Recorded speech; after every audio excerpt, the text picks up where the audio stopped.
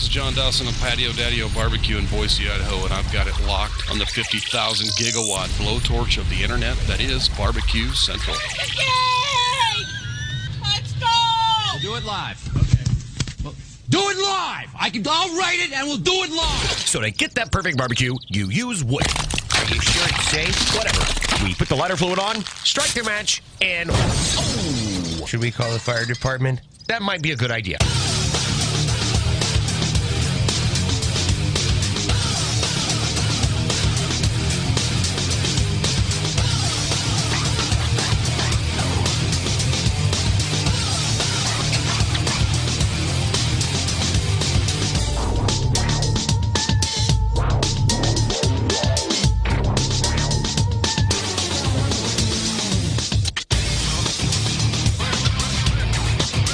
Good evening and welcome to the Really Big Barbecue Central Show. This is a show that talks about all things important in the world of barbecue and grilling, originating, as we do each and every week, from the Rock and Roll Hall of Fame city of Cleveland, Ohio, the barbecue capital of the North Coast. I am your program host, Greg Rempe. Happy to have you aboard here on your Tuesday evening's live fire, fun, and frivolity show. If you want to jump in on the show's fun and frivolity here this evening, you can do it through phone calls and emails. Here's your info. You can get in touch with the show by calling 216-220-0966. Email Greg at the BBQCentralShow.com. On the Twitter and Instagrams at BBQ Central Show. Anything else you want to find out about the show can be found at the main website, thebbqcentralshow.com. And here's what's happening in case you get the newsletter, which you can sign up for over at the main website as well. A quick email address, and as my thanks, homemade barbecue sauce recipe, the one that I use every time I make barbecue. I love it. People have told me I should bottle it, but I'm not going down that road ever. So don't worry about it, but I will give you the famous, almost famous recipe. Everybody loves it. You'll love it. You'll make it. You can claim it as your own. It's just my way of saying thanks. Anyway, coming up on the show in about 12 minutes from now, he is a rapidly growing, oh boy, that's bad English. One of the most he's a guy we love having on the show, and you like it too. He is the contributing barbecue editor to Southern Living magazine, and he is one of only very few doctors that we have here on this show. Robert Moss joins me once again, creator of the Q Sheet as well.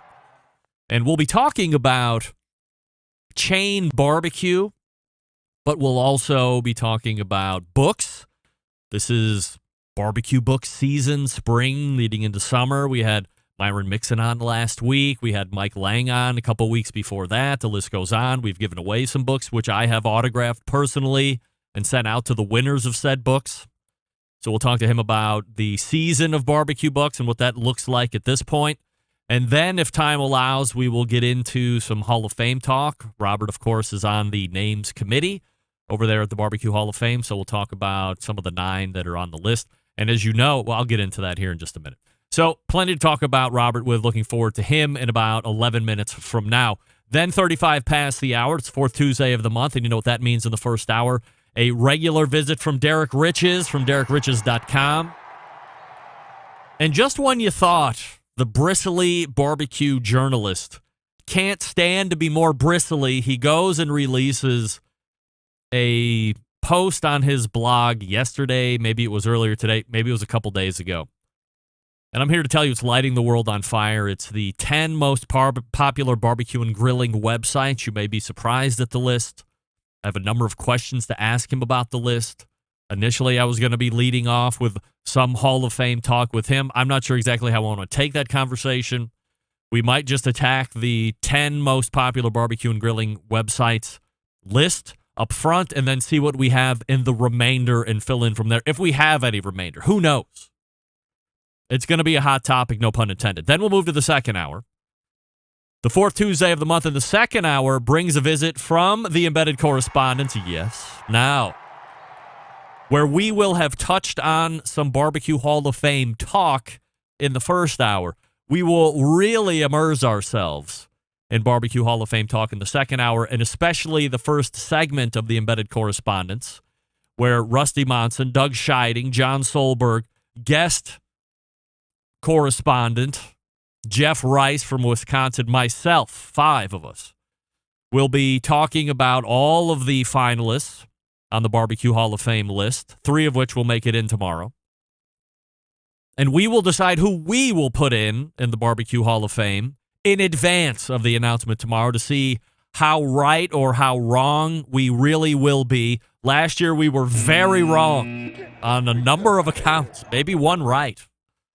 But we were very wrong. So we will discuss Hall of Famers, potential Hall of Famers in the first segment, and then, notwithstanding that, in the second hour, we will, of course, get ready for month 2 and round 2 of American Idol Barbecue Central Show edition.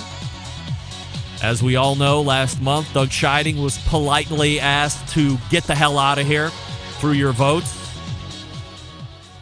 However, that means myself and Rusty Monson from the great city of Utah and John Solberg from Michigan and Jeff Rice, returning champion of Season 1, will all be here with new songs, and we are ready to sing at best mediocrely, which is not a word, perhaps below mediocre, definitely neato, if you will.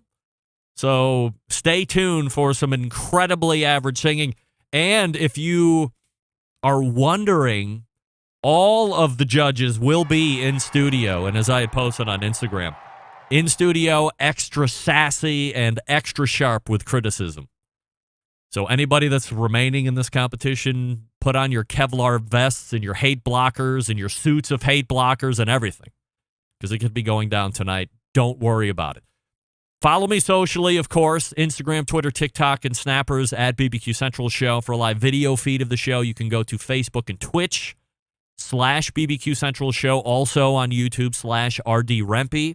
Programming note, be sure to join me for a special edition of the Barbecue Central Show tomorrow at 3 p.m. Eastern as Emily Park and myself reveal who will be making it into the Barbecue Hall of Fame class of 2021.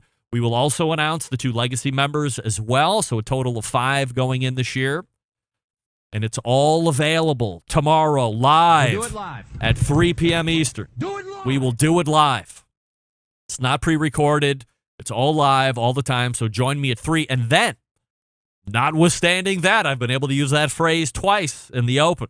At 4 p.m., if you have this thing called Clubhouse, which I'm trying to get my head around, you can join me on Clubhouse. Search for me.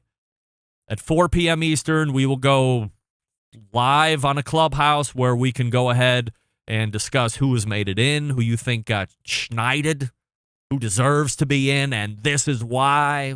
We'll do it all. It doesn't get recorded, so if you want to jump in and just take somebody to task, no holds barred, go ahead. It can't be used against you.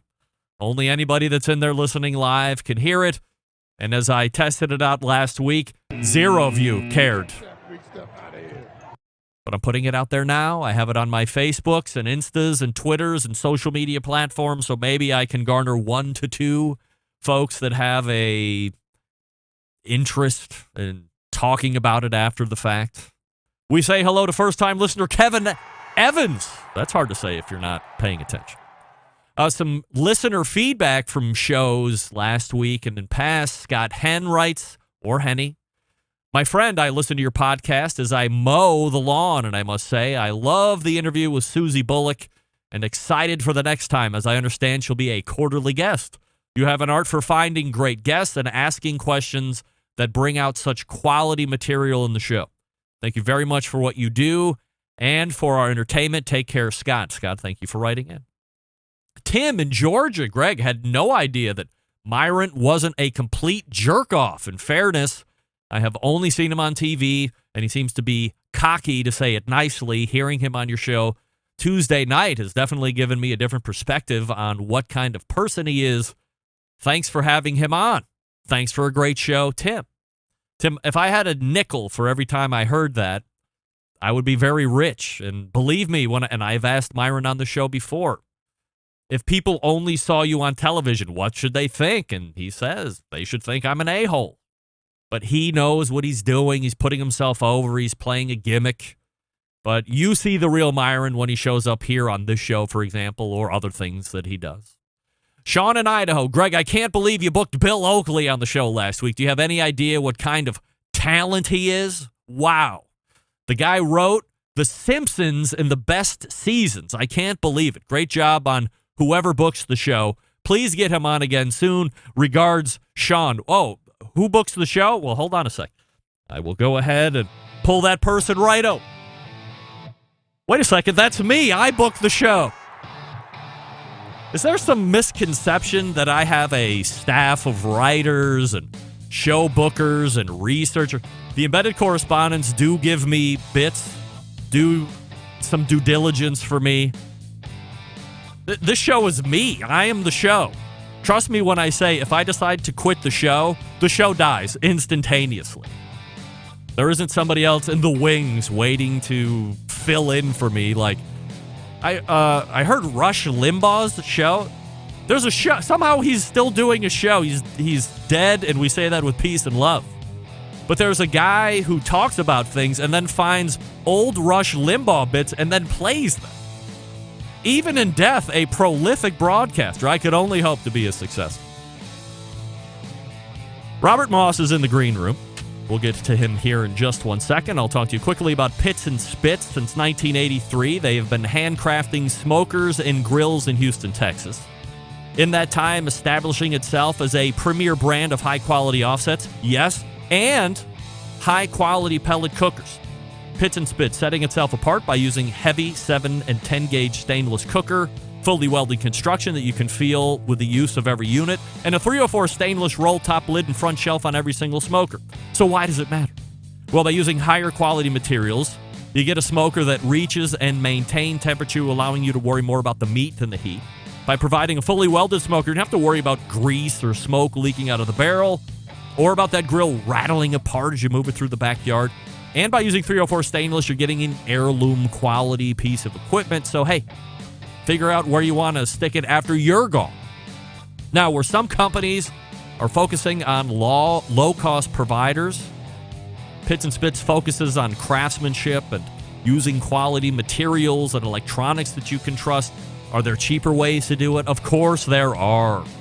But their steel suppliers are giving you material that can be used in any kind of condition. Their controllers are made right here in the States, giving them unimpeded transparency to the programming. In short, Pits and Spits has a dealer network across the country. If there isn't one near you, give them a call at the shop, 844-650-6250, and ask for Coy.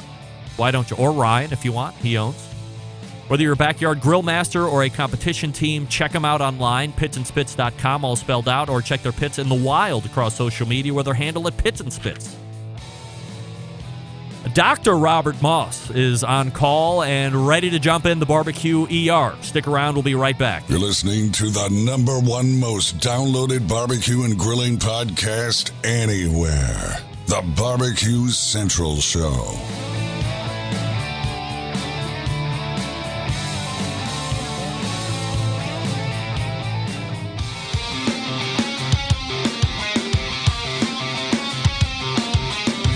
Broadcasting live from the Barbecue Central Show studios in Cleveland, Ohio.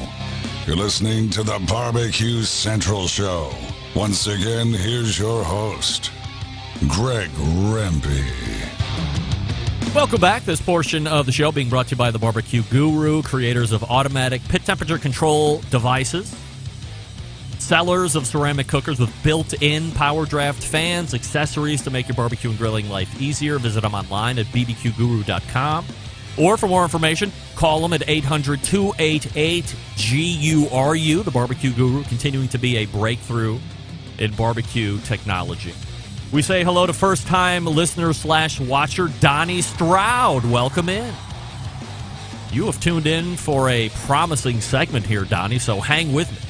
Because my next guest is the contributing editor for Southern Living magazine, friend of this show. We race to the hotline and welcome back Robert Moss. Hey, Robert.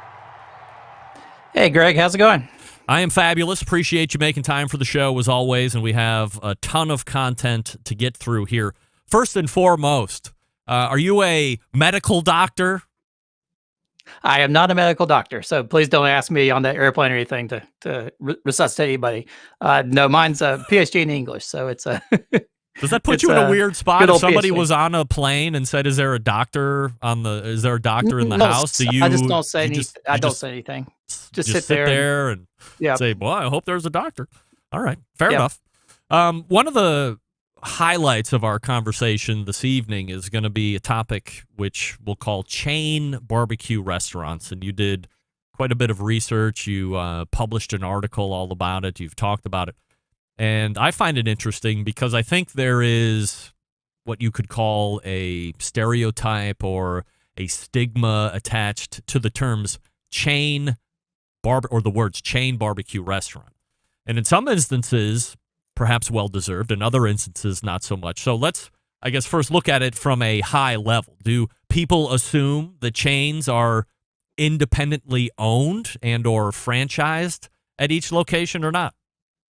Well, I think different people assume different things because there really is no formal definition of what a chain restaurant is. I actually spent a little time trying to dig through various regulations and things, and the best I could find were some very ambiguous wording. So there's not like there's any kind of legal definition or anything of what a chain is, or even an industry definition. The term actually goes all the way back to the 1920s, and it started off with chain stores. If you think like the Piggly Wiggly grocery store was one of the first chain grocery stores, but everybody has a very different definition of it, and it depends upon who you ask. But I think there is sort of like the neutral description of what a chain is. Obviously, more than one. That one would be a link, so you have to have at least two, I guess, to make a chain. But beyond that, there is definitely the connotation of a chain, which is people. A lot of people would have a negative reaction to that, which is to say, I don't eat at chain restaurants, and whereas other people, I don't think they even think about it. So I think everybody probably has a little bit of different definition of what a chain is, and whether a chain is a good thing or a bad thing. To either be going and eating at, or if you're a restaurateur, if like you want to say, yes, I own a chain, or no, I'm not a chain. Is there any muckery when the term franchise is thrown in? So you can have, at least to my knowledge, one of the most successful franchises out there is McDonald's.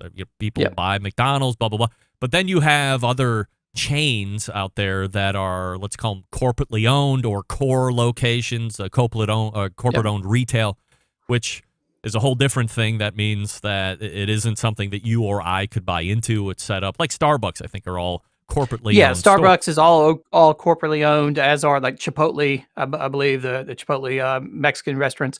And in the barbecue world, I think Mission Barbecue, which is a pretty large chain now, but all those stores are corporately owned. I think a lot of people do associate franchising with chains because they sort of go hand in hand. If you want to have 20, 30, 40, 50 restaurants across the country, it helps if you have franchisees who are actually, investing and building and all that. But that definition, a franchise is not necessarily a chain. And there are some instances where there are restaurants that have like 2 or 3 locations. One is owned by the original founder and they franchised, 1 or 2 other ones. I don't know if you would call that a chain necessarily. I think a chain, is definitely larger than that. It's sort of like that kind of the old definition of pornography. I can't define it, but I know what it is when I see one. Which works for me. We're talking with Robert Moss here on the show. RobertFMoss.com is his website. You can also sign up for the Q Sheet through that website as well. Comes out over the weekend, and really great reading, so you should go and sign up for that if you're not already here while we're chatting.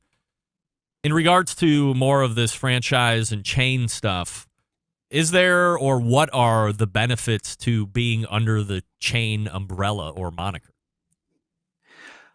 Well, I guess it's a little different if it's the moniker or the umbrella. So, like, if being part of a chain, if you want to go into a restaurant, typically, and you're franchising, then you're going to, you're going to buy into a system that's already sort of developed. There's an operating model. There's a way of doing things.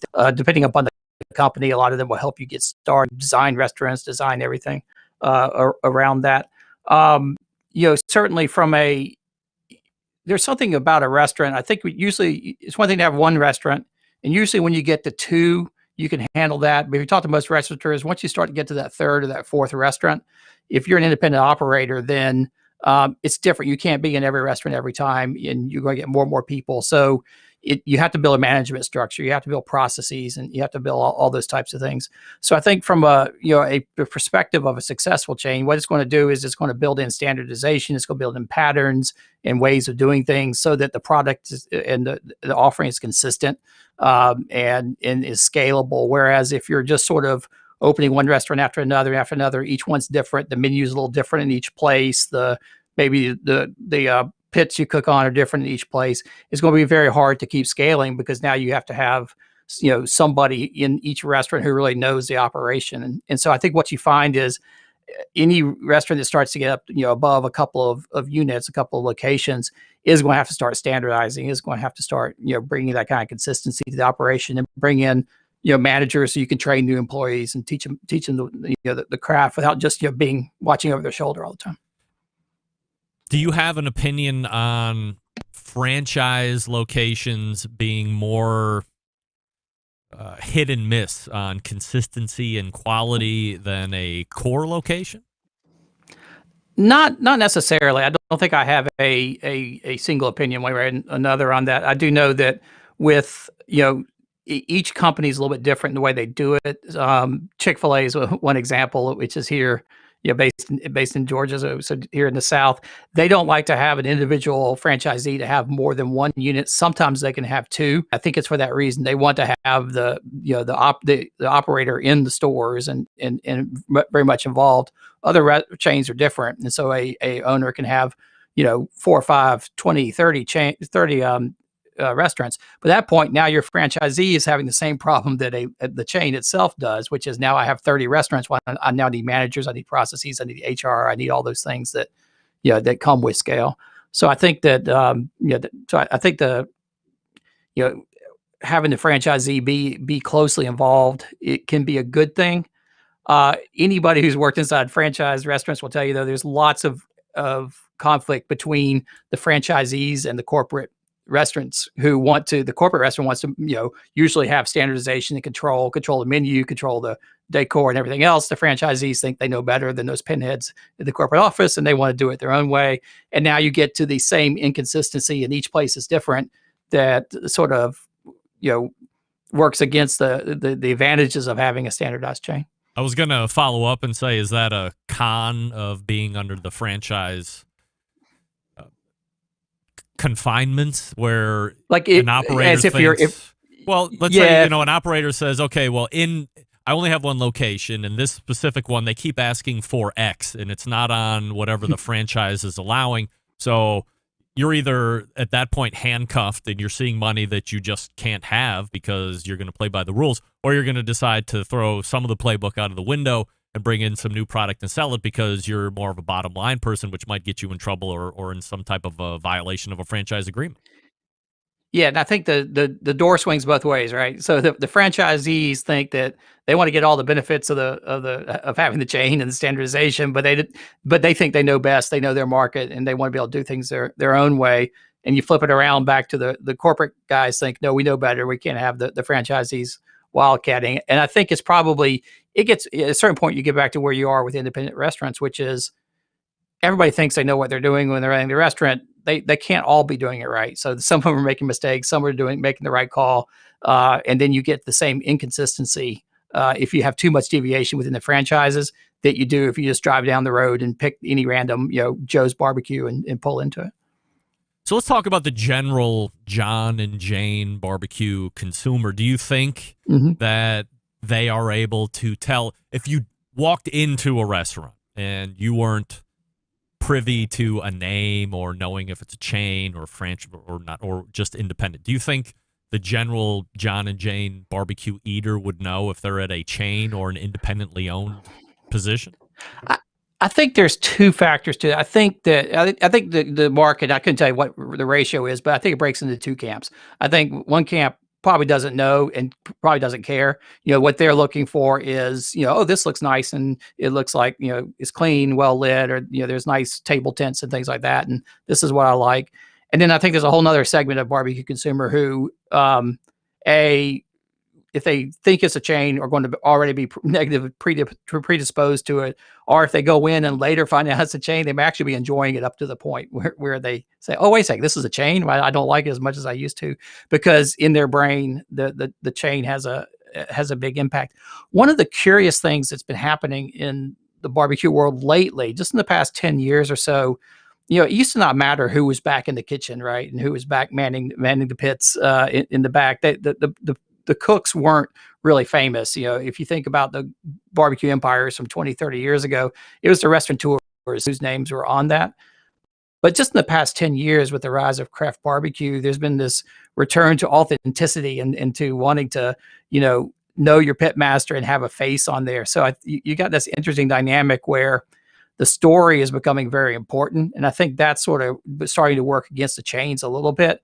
And what you've seen is a lot of the big chains that were founded by somebody, the founder went away and then came back. They actually brought the founder back in. So I'm thinking of Sonny Tillman with Sonny's Barbecue, and Dave Anderson, Famous Dave of Famous Dave's. Both of them left the business and came back because it's good to have that face of the person that's in front of the chain, because people want that kind of authenticity and that kind of understanding, who's behind this name and who's doing the cooking. Do you have a thought on who you think the most underrated barbecue chain is out there currently, and who the best is? Oh. No, I really don't. I don't have the big chains, the really large ones. And that's sort of the dynamic of chain restaurant, right? It's going to be, you're not going to really get usually just terrible food that's going to poison you, everything like that. It's usually going to be pretty good quality, but it's not going to be great quality. Certainly, if you look at my top 50 list I did for Southern Living, there's not a whole bunch of chains on there. The ones that are on there are the ones that I would call sort of early stage proto chains. I think of Pat Martin of Martin's Barbecue Joint, which has about, I think he's closing on 10 restaurants in a couple of states now. Wow. And that's one of the ones that, I would definitely, in my definition of a chain, and actually with Southern Living, I've been going back and forth with the editors trying to codify this definition a little bit to try to figure out what qualifies as a chain. Martin's Barbecue Joint would, but I still think they do a lot of things right, and they have a lot of character, and so I think that's one that I'm not sure if it's underrated, because I think it's pretty highly rated, but certainly of what I would consider a chain, that's what bubbles toward the top of my list. Is Dickey's the biggest at this point? I can't ever keep track. Dickey's is either the biggest. It certainly, I think, has it's been expanding rapidly overseas. Yep. So it definitely has like the most countries under its belt. For a long time, Sonny's, which is based in Florida, was the biggest, but I think Dickey's has now eclipsed them. Famous Dave's is growing, and there's a lot of private equity money, or actually I guess they're a publicly traded company now, so they've been growing and expanding, but I don't think they're quite to the scale of a Dickey's yet. As far as I think Dickey's is the largest, but just by like store count. Robert Moss joining us here on the show talking about chain barbecue. Anything else you want to add to the chain conversation before we move on to books? Not too much, other than just I think it's a murky subject, and I encourage people to I try to keep an open mind myself, and I encourage people to keep an open mind when it comes to chains. But I do think it's just the dynamics are interesting of what happens when a restaurant, is trying to grow beyond 2 or 3 units, and somewhere between that 2 and 3 and the 20, there's an interesting little sweet spot of where you can grow and where you can't. All right, so go ahead and hit up Robert Moss's website if you want some more info on chain barbecue, but we'll transition over to books. Springtime, early summertime is the wheelhouse for live fire cookbooks, and you see them come out by droves. Certainly this year, no stranger to a number of new books. Myron Mixon is out with a keto book. Rodney Scott's out with a book finally. Adrian Miller, who we both know and has been a guest a number of times here on this show, was out with a book that is doing exceptionally well.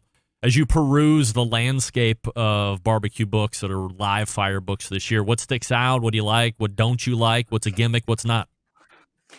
I'm not sure if I have anything I don't like per se, because I think there's a lot of the same.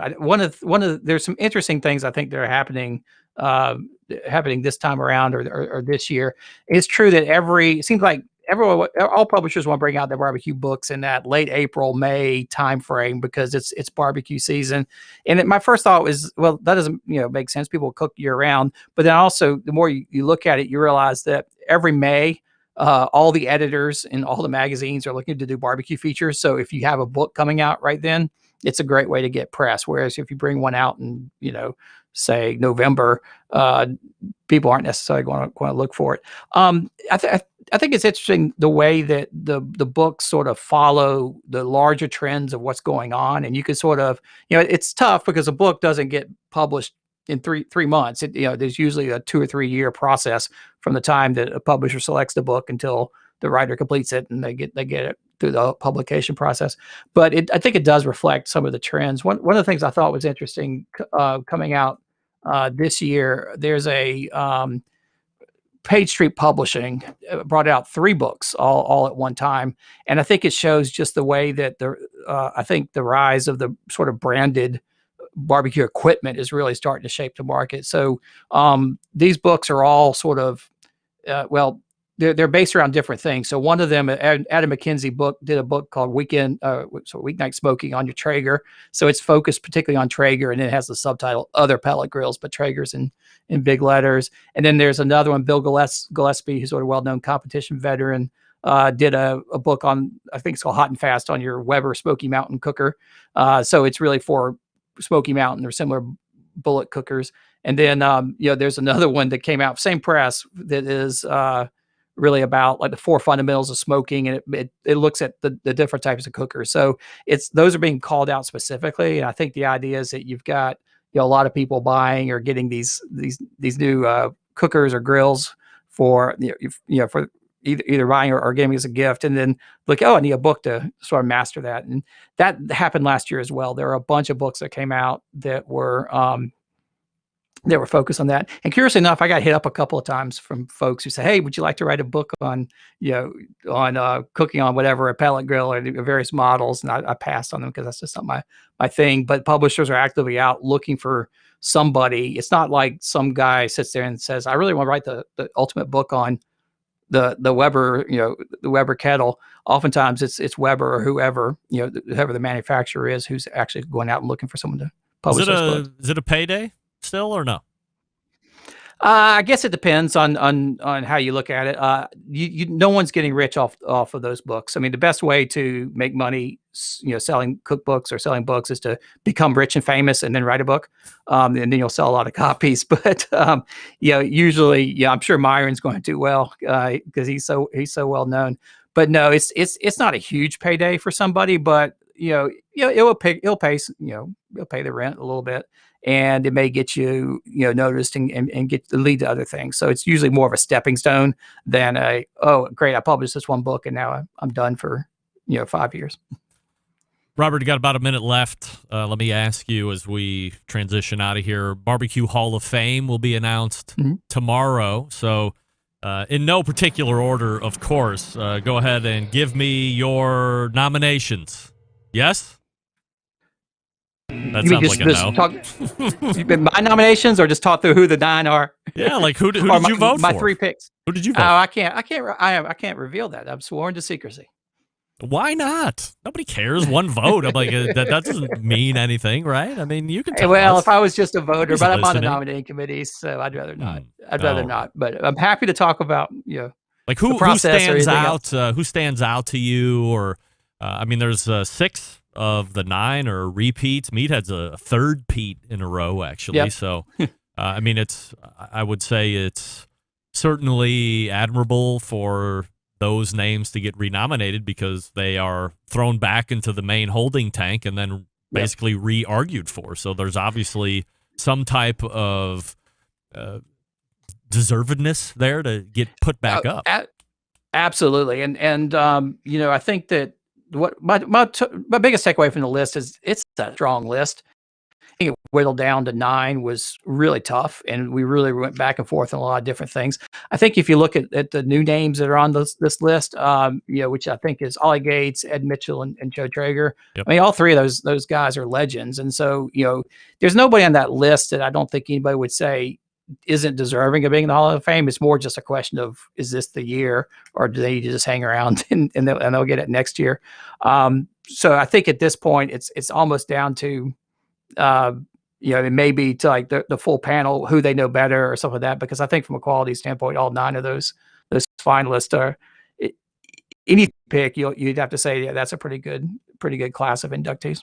No doubt about it. We're talking with Robert Moss, the website robertfmoss.com. Check out the chain barbecue stuff that he wrote about, and be sure to tune in right here tomorrow at 3 p.m. Eastern as the Barbecue Hall of Fame class of 2021 is revealed.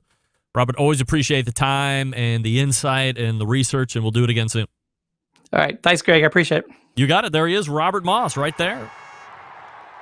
Breaking it all down when it comes to chain barbecue restaurants. Did you know that there was that much information? Of course you didn't. That's why you're tuning in here to get the best info.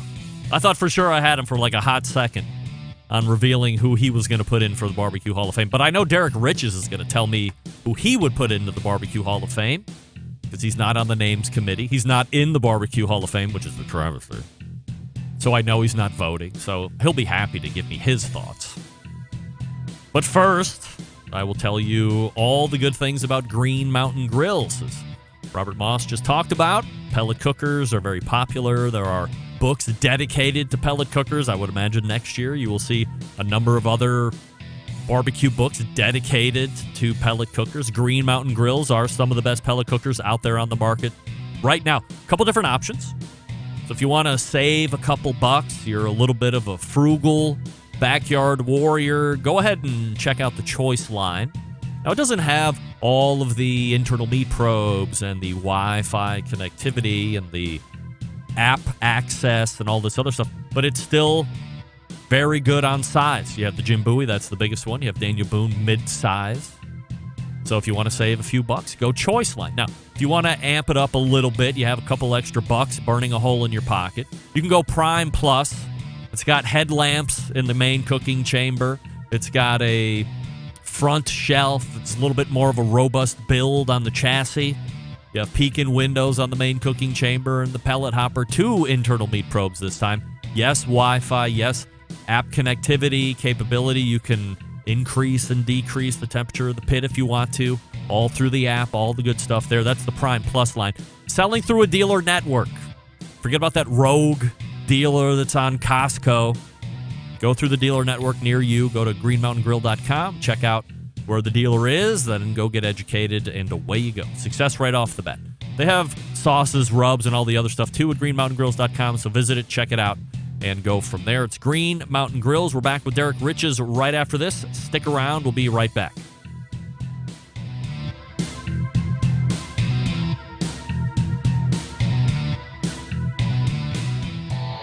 Howard Stern, Jim Rome, Dan Patrick, and Greg Rempe. The Mountain Rushmore of talk show entertainment.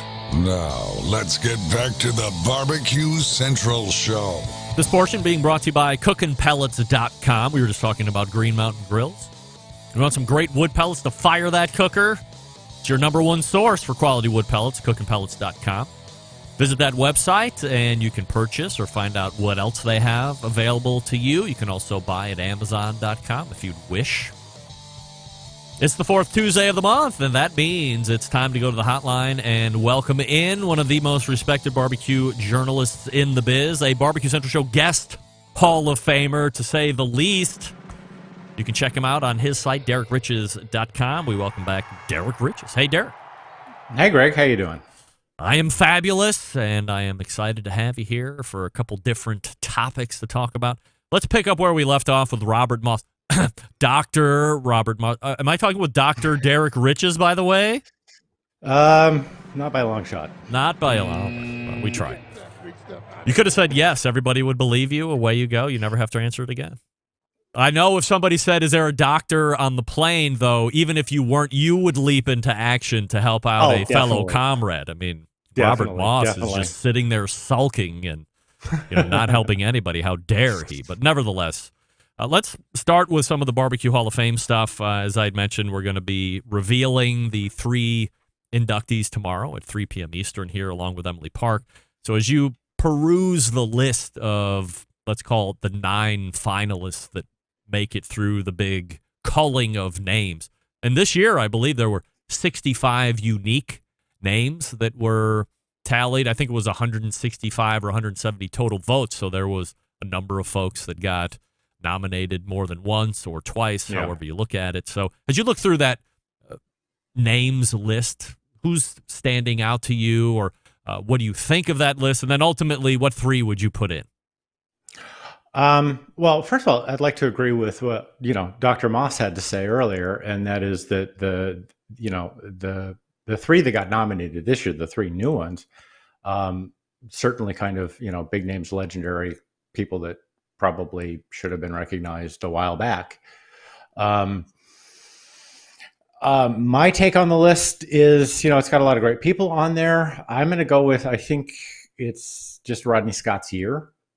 I think he deserves to be there, and certainly, it's a big year for him regardless. So Rodney Scott, I think, honestly, I'm going to throw it to Leanne Whippet, because I think that, I think it's her time. She's done a lot, and, it's good to see that kind of representation, and needs to be reinforced. And just kind of from my own, work in kind of the history of barbecue and a lot of traveling and stuff, I'd like to throw it to Ollie Gates. Oh, all right. So we got Ollie Gates, Leanne Whippen, and Rodney Scott as Derek Rich's pick. So we'll see in less So is than that a 24 good list? hours. That's a good pick, isn't it? Those are your pick. Hey, here's what I say. You have the balls to say it, then it's good enough for me. Okay. Not only is Robert Moss sulking away on the fuselage of an airplane with people dying, he won't even give me the names that he voted for. I mean, come on, what is he doing? I am throwing names and doing surgery on an And you're airplane. helping people. That's right. I mean, he's quickly working his way off the show. I figured we would maybe talk about some other subjects here, but then look at you posting about this best or most popular barbecue websites. And I'm like, wow. Let's not, there are certainly great websites on there, but yes, it's not necessarily a reflection of best. This is most popular. Most popular, and analytics. Some people think that analysis. goes hand in hand. How do you differentiate? I don't look at the top 10 songs right now, or the top 10 movies, top 10 TV shows. I think you'll find that many of them are not what we would call best. Okay. What was it? Kardashians are in season 20. So best show ever. Best and most popular are not necessarily the same, although I think there's a really great sites on this list. And, it was about 3 months work getting this together. As a matter of fact, my intention was to release it at the beginning of the month, kind of for Memphis, for May is National Barbecue Month, right, sort of thing. But I wanted to run it back over with some analytics people I know to really make sure I nailed it down as best as absolutely possible. So, So what's the impetus for writing this? I mean, it does appear that if people read it, they could casually read it like I did and just sub out popular and best, and all of a sudden we have a powder keg situation in a few different ways. So, like, why write it? Well, there's a couple of reasons. One is that, I do consulting work with some companies, and some of the PR companies and marketing companies and stuff like this, they do this sort of analysis, and they have access to, these huge analytic systems like ComScore, or what is it, Sisense, and some of those sort of things. And, sometimes when I'm brought in, I can use those analytics to kind of do analysis for them on trending issues and things of that nature. So, a lot of the companies, which would make it the fastest growing period in barbecue in possibly American history. So we have this huge flood of new people into the space. We've got a lot of young people coming in, a lot of novices coming in, and they are creating this huge shift, this big paradigm shift in where they're getting their information from, what content they're consuming. Now, this is just for barbecue sites, and I intentionally limit it by removing the corporate sites. So, no Weber, no Traeger, none of those. I removed the general recipe sites, the general cooking information sites. So kitchen and all recipes, take them out. So it's focusing specifically on barbecue sites. And I also removed, the forum sites, because it's more of kind of a collective effort, knowledge-based sort of thing. I was looking at the specific content creators who are generating a website and the kind of traffic that it generates. And, this comes up with some really interesting information, because there is this shift that's going on, and it's both in gender and in generation. We have 4 women on this list now. Susie Bullock, who was on your show last week, is on there. Jess Prylis, who I know she appears on your show, she's in there. And so we have this kind of women content creators in barbecue becoming a much more dynamic and powerful force here. And a lot of these content creators are people in their, late 30s. So we're looking at also kind of a younger age here. And so we're getting much more kind of a millennial representation. And this is kind of reflected in kind of the way millennials consume this information. They access information a little bit differently. They're more likely to come in from a social media source. They're more likely to, peruse Pinterest looking for something that looks good and follow that route, or to come in from, like an Instagram or something like that. So I think that this is a really powerful shift in both the consumer of the data and the creators of the data, because people tend to they look for content creators that match their age, their lifestyle a little bit, that they feel comfortable with, that they feel like reflects them a little bit better. Yeah, it's that relatability factor. And so this, we've seen some of these sites exploding at rates 600-700% annual growth rates. And when I go back and I look at, search metric information, or, really broad traffic information for some of the big corporate sites, or for just, the general categories of search information, the entire segment, the entire barbecue and grilling content online media is growing at a rate nearly 3, and has been for the last couple of years. And, some of this is pandemic. I mean, certainly last year we had this huge growth that way, but also the shift towards the pellet grills, the huge explosion in pellet grill sales, which has brought so many new people into the space. And so, I find this, really encouraging, because there was a debate for a while in kind of barbecue, and amongst on the business end and then the PR firms and stuff, was, is the barbecue community just kind of getting older? Isn't something that young people aren't as likely to take up or get involved with? And we're certainly seeing the opposite of that. We are seeing so many young people kind of coming in, and they're really shifting the narrative of barbecue, the way they consume information, the kind of information they look for, and the websites that they're going to. So, this is just kind of, this is, it's an amazingly dynamic and ever evolving landscape. We have to say, the rules just don't apply after a couple of years. What was cool 10 years ago, 15 years ago, and 20 years ago when I was starting out in this are just not the same today. And so many of these sites that have come up in here that have kind of jumped into the list in the last 2 years or so, they are, very savvy, very nimble. They are very, they're really good at search engine optimization. They're really good at social media marketing. They're really good at doing their own data analytics and kind of knowing what their audience is and what their audience wants. And another factor that I found is that there are, some of these sites, 4 to 8 years of age, they're comparatively small, that they're not as huge as you might think. That, some of the really, really big sites just have kind of lost that ability to be quickly adaptive, and that's kind of hurt them. So these newer kind of smaller sites, boy, they adapt very quickly. They change as they need to, and it's just become this huge model for success. So, I'm really encouraged by what I've been seeing in the data, because I really see that there's a lot of growth, and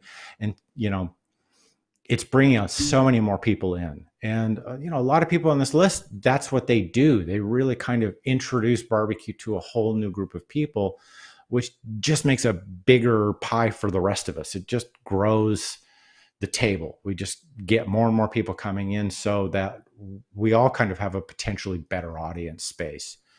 And, that's just, I think it's great. And, just to say it, when running all the data, running all the analytics, and kind of confirmed across every single platform, Susie Bullock's Hey Girl Hey is the most popular barbecue site in the world. And it's kind of easy to see why.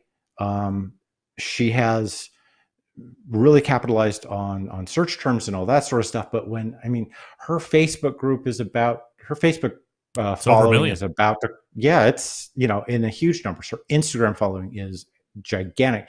Her Pinterest, I think if she told Pinterest she was quitting, they would send someone by to ask why. She has so much engagement, and that's really the key here, is that when it's like, okay, you got a lot of followers on Facebook, got a lot of followers on Twitter. Yeah, but is anyone engaging it? And her engagement numbers are just through the roof. People just jump in there. They comment on everything. They like everything. They share everything. And so it's just become a self-generating traffic engine. That's just, it's so impressive. It's just absolutely amazing to just look at. Of the popular websites that you list out, do you touch base with any of them to say, hey, I'm putting this list together. Here's data that I have found through Alas, Alexa, SEMrush, blah, blah, blah. Do you have anything that you can also generate to me, whether using Google Analytics? Google Analytics is the thing to go to, if I'm not mistaken. But are they giving you some of their own raw data in the ways that you're searching out their popularity, like within those time frames that you're doing? Well, my initial data was collected from subscription services. I used free tools to demonstrate how you can get that information yourself, how you can kind of go in and look at the trackings. A lot of people who run websites kind of don't necessarily know what tools they can get for free. It gives them, some good things to point to. I did not go to the people on the list because I didn't want to bias the results, and I didn't want. Google Analytics is the tool that pretty much everyone uses to measure their own web traffic and gather all of that. It has its own margin of error, which is relatively small. But if I was in a situation of saying, hey, here's what I think your numbers are, they would either it's, I can't sit there and say, hey, give me your analytics password so I can go in and look myself. And I don't want to be in a situation of someone coming back and going, well, I can cherry pick my data, or I can just fudge it. I can just, send some screenshots and say, oh, look at this. This is in, what my numbers actually are. So that would have created a problem. And, the truth of the matter is that pretty much everybody that's on this list has already thanked me. I've had a lot of, hey, this is great. I love that you did this. It's great to see somebody who can kind of come back and, understand how these metrics and analytics work. And, this is, of course, we already kind of knew this. So, thanks for putting it out in the public space, because, most people don't want to sit there and talk about your analytics. It's like, going into the grocery store and randomly telling people about your salary or, your taxes and stuff. It's not the sort of thing that most people really want to kind of share. Plus, that data, as it refines down, can become very revealing about how they pull this kind of traffic. Derek Riches joining me here on the show. The website, DerekRiches.com. And, of course, his picks for the Barbecue Hall of Fame tomorrow, which have no bearing on what the actual results will be tomorrow at 3 p.m. Rodney Scott. Absolutely no Leanne bearing Whippen, whatsoever. No one and listens to me. Ollie Gates. Yeah, right. You can, again, find Derek over at DerekRiches.com, and you can find him right here on the fourth Tuesday in the first hour of every month. Derek, always appreciate the time, and we will see you in June. Oh, in answer to your question, the question that you didn't ask about what? A hot dog is a sandwich unless it has ketchup on it. Then it's an abomination. Then what about boiled hot dogs versus grilled? Do you Is care? it boiled in beer? No, boiled in water. Boiled in water? No. What about a 8 or 9 minute simmer in water, not boil? Make any difference? That's what I grew up with, and I don't want to go back to my childhood. And why is it a sandwich? Holding ketchup aside, why is it a sandwich? Why isn't it just a hot dog? Meats and bread. Is a burger a sandwich? I don't know. Look, there was a quite a fascinating conversation on BBQ's Clubhouse last week about, is a hot dog a sandwich? And, of course, me being the dick said, I think we need to figure out, forget about this, is it a sandwich or not? I think we need to define what is a sandwich, and then we can apply what we know a sandwich to be to then decide if hot dog is indeed a sandwich or if its own thing. Now, 99% of people said hot dog is its own thing. I believe I was persecuted saying that I was mansplaining something. And all I said was, hey, all I'm doing is trying to figure out what the criteria of a sandwich is. So then I can go. But nobody had that definition readily available. So, I'm just the mansplainer as always. It's one of the great mysteries of our time. That's right. All right. So it is a sandwich for Derek Riches, sans ketchup. Otherwise, it is an abomination. Derek, always appreciate the time, my friend. Yeah, thanks for having me on. See you in a month. There he is, Derek Riches from DerekRiches.com. I am inclined to say that whether you like it or not, a hot dog is a sandwich, just like I would say a hamburger is a sandwich, because there's bread involved, which makes it a sandwich. I can also see the other side of the argument, which leads me to continue to say we need to figure out what the hell a sandwich is. I know who can do that. Robert Moss can do it. He'll be able to tell us what a sandwich is, and the next time he comes on, we'll put this baby to bed one way or the other. And once and for all, if you would like to say it in that way. I would like to say it in that way. All right, before we get it over and wrap up the first hour, I want to talk to you quickly about Primo Cookers, a patented oval design offering true two-zone cooking. More than 60 cooking configurations available, made right here in the States. Precision-controlled manufacturing, highest quality ceramics used in these cookers.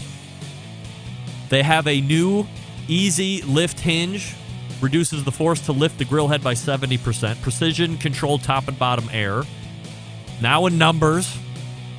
You can upgrade it if you have one currently. Go to your dealer, ask for the Primo Upgrade Kit.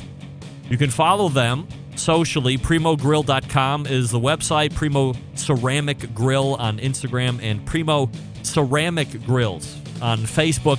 It's PrimoGrill.com. You got to get one. I got to get one too. We'll be back to wrap the first hour. Stick around. We'll be right back. Continuing to produce incredibly mediocre content in an exceptionally professional way. You're listening and watching the Barbecue Central Show. Once again, here's your host, Greg Rempe. And this portion of the show being brought to you by Fireboard 2, Fireboard 2 Drive, Fireboard 2 Pro. Monitor up to 6 different temperatures simultaneously. Connect to Wi-Fi for cloud-based monitoring, or connect via the Bluetooth. If you have Alexa or the Google Assistant in your home, you're in luck because Fireboard is fully integrated with both. You can find out more or buy by visiting fireboard.com or call them at 816-945-2232. That's Fireboard 2, Fireboard 2 Drive, and Fireboard 2 Pro. And we thank Robert Moss in the first interview segment talking about barbecue chains. We thank Derek Riches from DerekRiches.com. By the way, RobertFMoss.com is Robert's website. Derek Riches, DerekRiches.com is his website, talking about his most popular barbecue and grilling websites. Not best, popular. Maybe that changes things for somebody. I don't know. You can see Derek the fourth Tuesday of every month, and Robert Musk quickly working his way into a recurring segment as well monthly. Time will tell on that. Stand by. We are headed to the second hour, refresh libations, and we'll see you back here in just a few minutes. Stick around. We'll be right back.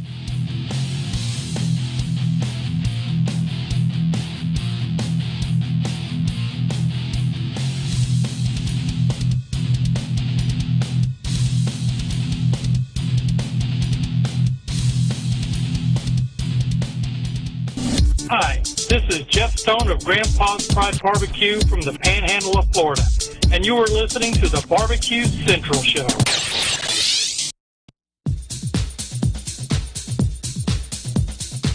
Happy to have you aboard here for the really big barbecue show. Boing. We cook because we have to, and we grill because we want to. Hit me! Fine, how's it going? You have a great show. I'm a big fan. Boing. So what seems to be the problem here? This man looks like he's dead and he's in the crackle. Charbono! It's all about the charbono, dude! Succulent fish. What? He ate Cincy or wiener. But listen, Liberty, shut your face. I'm shaking like a dog shit peach seeds. We have top men working on it right now. And just like that, we are into the second hour. Welcome to the Barbecue Central Show. If you're new this evening, happy to have you aboard. If you found me because Danielle Bennett has been pimping me across the board here over the last 2 weeks as I have been diligent at joining her morning clubhouse. Thank you. If you miss it live, no big shake. Most people do. 29, 30, and 33,000 of you download the show each and every month, and you can do it on all the podcast platforms that you wish. They're there. I might be in high-level talks. It's not breaking news yet, but I might be in high-level talks with a company that might be starting a local podcast network here, but also in the form of a conglomerate nationally through 96 different markets. And I could be taking everything off of where I'm at and then moving it to whatever this thing would be. It would not affect any of the podcasters. It would not affect any of the live viewers. It would be an internal effect, but it could, of course, be one of those things that catapults the show into new and incredible ways. So we'll have to see. I'm a little leery about change myself, especially when it comes to the Centralites and subscribing and making sure that everything still connects when new things need to happen. So what can I tell you? But it could be high-level talks. This is what I'm telling you. And now I also got a new camera for the watch segment. I see Dan. I see you, Dan. You think I'm not ready to do my standard watch pimping? Dude hasn't pimped the watch yet. Oh, yes, I have. I'm doing it right now. Ellen Bloomfield, I've been listening for years. You introduced me to Danielle. How about that? Little role reversal. So anyway, if you're listening live here to the show because of Danielle, I certainly appreciate you, and I will be happy to take your feedback tomorrow morning as I am getting my morning run in and re-listening back to the show. Of course, I won't be able to do that all at the same time because I'll have to listen to one or the other, but nevertheless, I am happy to have you aboard here for a live fire fun and frivolity show on Tuesday. Don't forget, you can follow me socially at BBQ Central Show on Instagram, Twitter, TikTok, and Snappers. /BBQ Central Show on Facebook and Twitch /RD Rempe on the tubes. Coming up on the best moments of the Barbecue Central Show in 10 minutes or less this Friday, we will be featuring somebody who was up for Barbecue Hall of Fame potential induction. That is John Marcus. That's right. We're taking you all the way back to May 28th of 2013, and within that segment, I talk about how Barbecue Pitmasters. That show had, at that point, found a more or less solid home at the cable channel Destination America. Is Destination America even a cable channel anymore? I don't know. But back then it was. That was the home of Barbecue Pitmasters. We also talked about the play that he was writing at that point, which had nothing to do with barbecue and has since gone on to critical acclaim around the country, called The Fabulous Lipitones. And we also talked about the new Food Network barbecue show that was happening at the same time as Barbecue Pitmasters, at that point in May of 2013. And I asked John to comment on, and he would not. Andrew, you are not the father. John took the high road. He would not comment on. I don't remember exactly, but is that the one where Famous Dave broke a stick running into the reefer unit?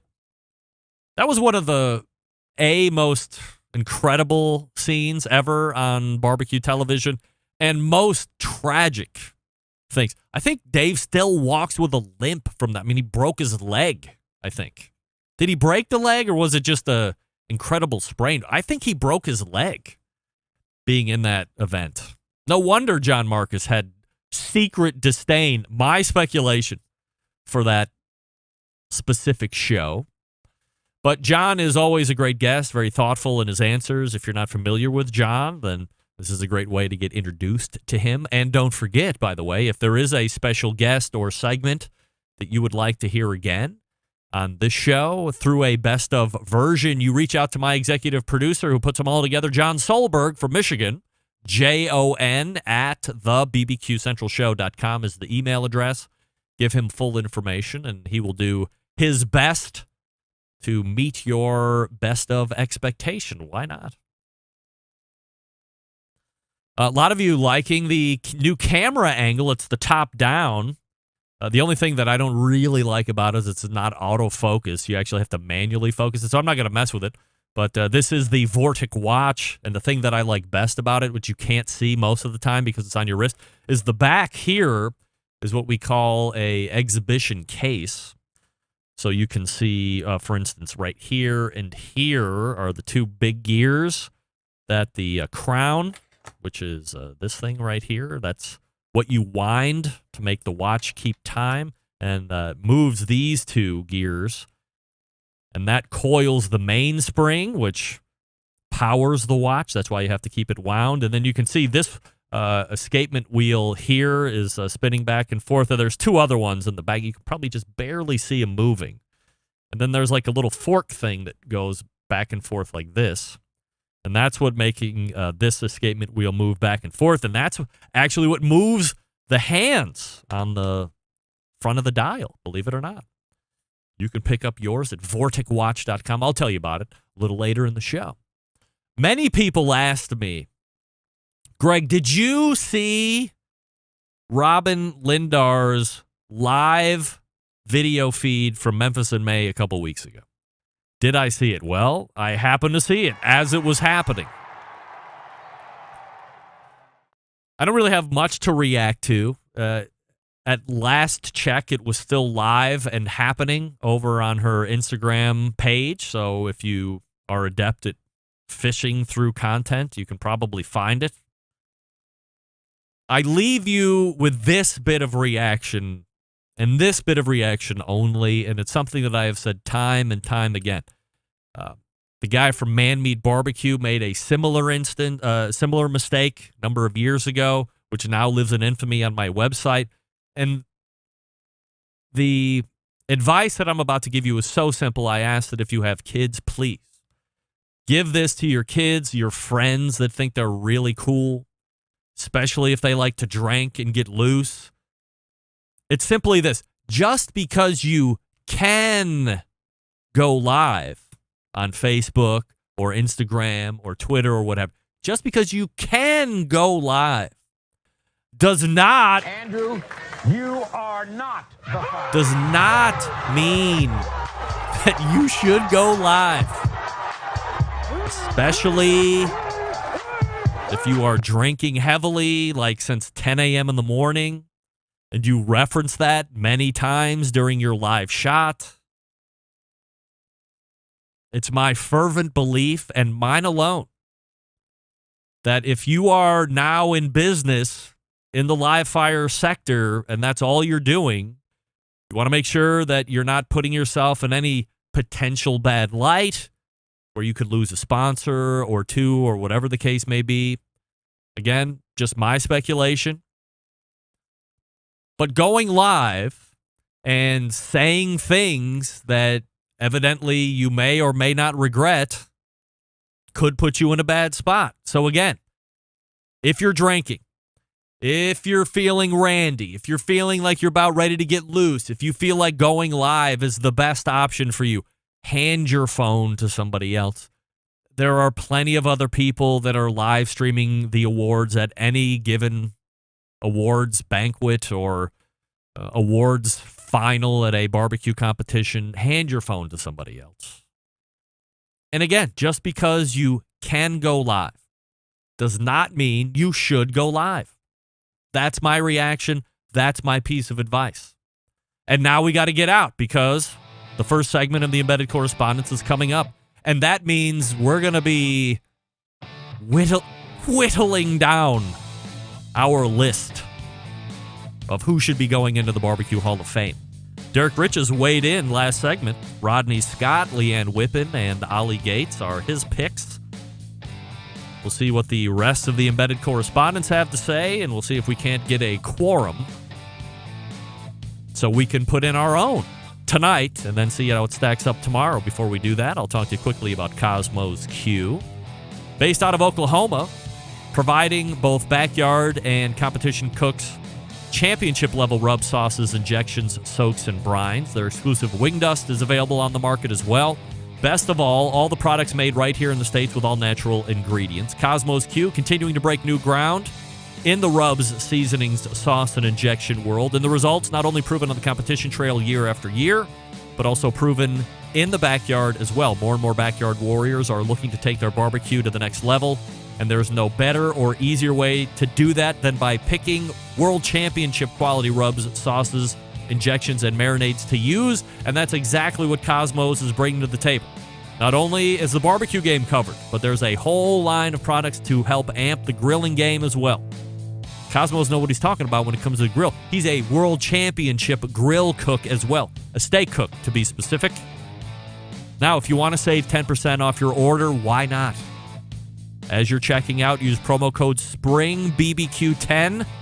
That's SPRINGBBQ10 when you visit the website cosmosq.com. That's Cosmos with a K, the letter Q.com, and the checkout code SPRINGBBQ10. That will get you 10% off your entire order each and every time. Once again, it's Cosmos Q. That's Cosmos with a K, the letter Q.com, SPRINGBBQ10 in checkout. You can save 10% off your entire order. Oh, yeah. We are ready for the Embedded Correspondence in many different ways. Stick around. We'll be right back. You're listening to the #1 most downloaded barbecue and grilling podcast anywhere. The Barbecue Central Show.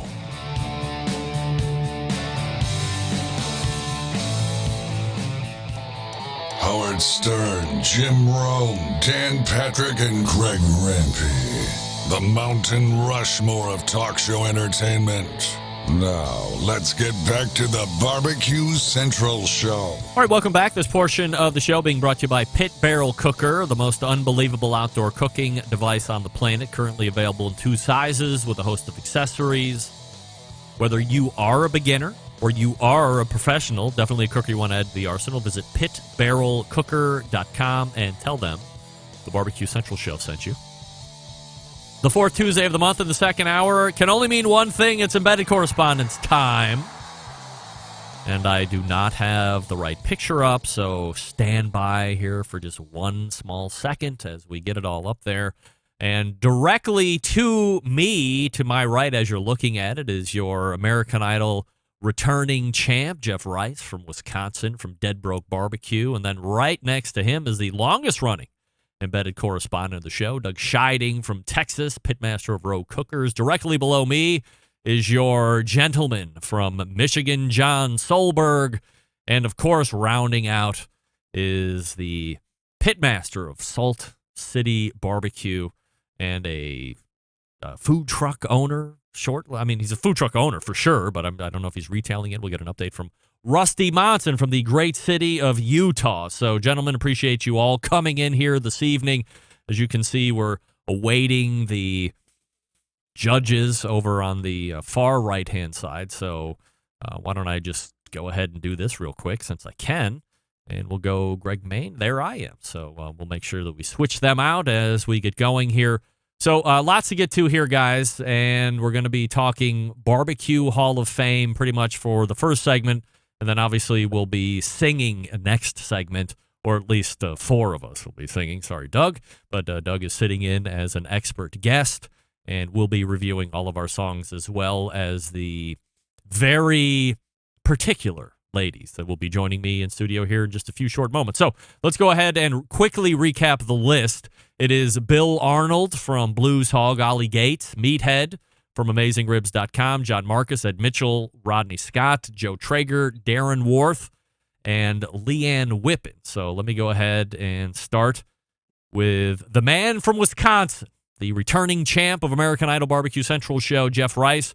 Jeff, as you take a look at the list, who do you like, and who would you be putting in as your three for tomorrow's announcement? Well, number one would be Meathead for me. Why? Well, because I've been on his website before, and I think he's good at posting. And, I've watched him on your show, and he always seems like he knows his cooking skills. He seems like a jolly old fella, but I do enjoy his website. I mean, I don't look at it as much as I used to, but I do tend to go there. Then Bill Arnold would be my next one because, I'm not a comp cook or anything, but I know a bunch of guys that are. And they either use like the sweet and savory, or they're using some type of like his original or this competition sauce in their barbecue competitions. I'm sure there's some other stuff, but it seems like his stuff is always in somebody's arsenal of their cooks. The last one's kind of tough for me. I'm going to go with Rod Scott just because of the big whole hog cooking. That's kind of how I learned barbecue. So I'm going to say that's my third pick. All right. So we'll see how those play out tomorrow for sure. But we'll see if we also don't get a, what do you call it? When you have a big number, what am I trying to think of? See if we can't get a majority of names here so we can put them into the Barbecue Central show's version of the Hall of Fame. Doug, you're ready to go here. So as you look at the list, what do you think of the list? Are you surprised at anything? And then ultimately, who are you picking and why? I thought it was probably the best list that I can recall in terms of the quality of people. So in terms of surprise, I was surprised to see Joe Traeger's name on the list. And I'm like, well, why in the hell hadn't he been nominated before? So, and being a little bit, even though he's not with Traeger anymore, but I am going to put him on my top three list, Joe Traeger. First inventor of pellet grills back in 1985 and 86. All right. Who else? Who are your top three? Okay. Number two, although I'm not sure if it's a popularity contest, I don't think he's going to get in. But damn it, he is. And I don't care what Mo Cason says. Darren Worth is the frickin' GOAT. He is the competition GOAT. If Johnny Trigg is in and some of the other, I think he should be in. Jeff, etc. So number three is a tough one. Oh, very tough. That's what Jeff Rice I think very tough. Yeah. So, but we do get to pick the odd man out, and I actually had two odd men out. But I'm going to go with Meathead. Meathead is not going to be the Susan Lucci. He's getting in, and if it is a popularity contest, he doesn't necessarily win that either. But I'm hoping he does. Make an argument for Meathead. I mean, aside from having this being his third year on the finals list, like why do you personally feel like he should be in the Barbecue Hall of Fame? Two reasons. Number one, his his website, despite the previous segment, is the number one website out there for grill reviews, recipes, information, etc. And his book is the number one stinking book ever written. Drop mic. There you go. Drop the mic. John Odd Man Solberg. Out, Bill Arnold. I'm sorry, Odd Man Out. Yeah. Oh, was I supposed to give that? I'm sorry. Sure. Yeah, that's fine. Oh, okay. That's. I thought that's what the directions were. Yeah. Bill Arnold, maybe Marcus, but Bill Arnold. All right. Jeff, let's go back to you. Who is your fourth? Like who just missed?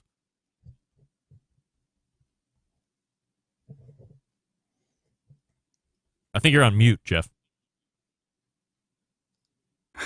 Oops, sorry. That's all right. I'm going to say Joe Traeger also, just because look at the pellet grill industry now compared to when he started. I mean, I have a lot of friends that started barbecue because of the pellet grill, basically. All right, so Joe Traeger just misses the top three of Jeff Rice. Now let's go to the gentleman from Michigan, John Solberg, executive producer of the best moments of the Barbecue Central Show in 10 minutes or less. Getting ready to celebrate episode 178 on Friday, if you can believe it. Oh, my goodness. It's like the third longest running barbecue and grilling podcast in the history of barbecue and grilling podcasts. What do you think of the list, John? Who sticks out? Anybody left off? And then ultimately, your top three and why. Could I quickly get a reread on Doug's number one because I had an audio drop? Who was his number one pick? He had Joe Traeger. Okay, thank you. Joe Traeger. I think the list is. I have a couple questions about the list, but only one. I'm going to go right to my top three. Ollie Gates. He's for what the mark he's left in the restaurant world. He's in my spot. Bill Arnold for the indelible mark in the competition world. And my third pick is John Marcus, because the majority of people on this list would not be on this list at all if it was not for John Marcus. Mm-hmm. And my odd man out, I'm going to go with Darren Worth because he is the GOAT, and he will get here eventually, even if it's not this year. All right. John Solberg with a very succinct reveal of his names and why. That leaves on the correspondence, before I get to mine, Rusty Monson from Utah. Rusty, have at it. Well, my first is going to be John Marcus because, like, you know, everyone says, like, without him, it's like, you know, the movie Rounders. There was poker before Rounders, but when Rounders came out, it influenced a lot of people to go out and watch or play poker, you know, like Chris Moneymaker. Next thing you know, tournament poker is the greatest thing on TV, and that's John Marcus. For a lot of us, we wouldn't be here. Even people who don't compete, I talk to all the time, like, oh, I watch Pitmasters, and I thought it'd be great, and so they got into that. But Bill Arnold would be just follow up to that, because people getting into it looking for sauces and seasonings. In my opinion, there's pound for pound, there's nothing better than what he's done. You know, and the stuff that he's created, it's been copied 1,000 times, you know, in backyard, in competitions, all over the spectrum.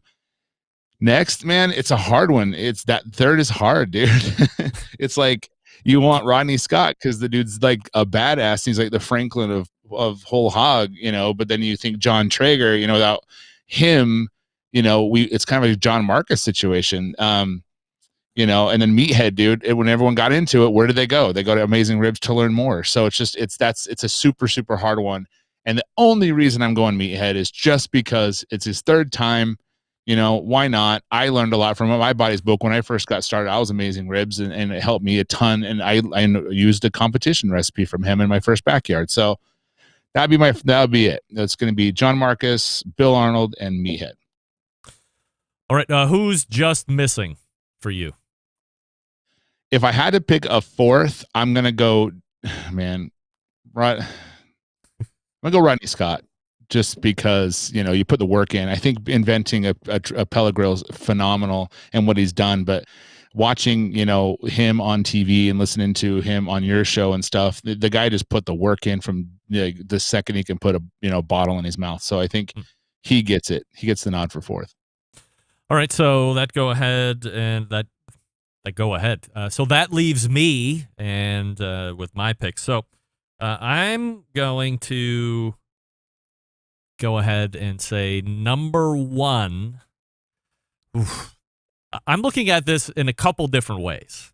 I'm looking at the list where if I had a vote, that this is how I would vote. But I'm also looking at it as somebody who's looking to try and pick who is going to be revealed tomorrow and try and think like the people that are currently in the Barbecue Hall of Fame, which could be, as we found out last year, a completely different line of thinking because of who was in there. So, with that being said, I think that Meathead is going to be going in. I don't think that there is a feeling that it's the third time. I think it's wrong for any Hall of Fame voting to take place to say, well, this is his third time or his 10th time or his 5th. I mean, you either deserve to be in there or you don't, regardless if it's the 758,000th time. That doesn't mean that you've had longevity on the almost, and then that puts you over. So withstanding the 3 times in, I think that Meathead gets over and goes into the Barbecue Hall of Fame. The other 2 are very, very tough. I think given where pellet cookers are now and where they started, I can't imagine Joe Traeger thought in his wildest dreams that pellet cookers would be at the level that they're at now and having as many options as they are now. I would love to have him on the show to actually ask that.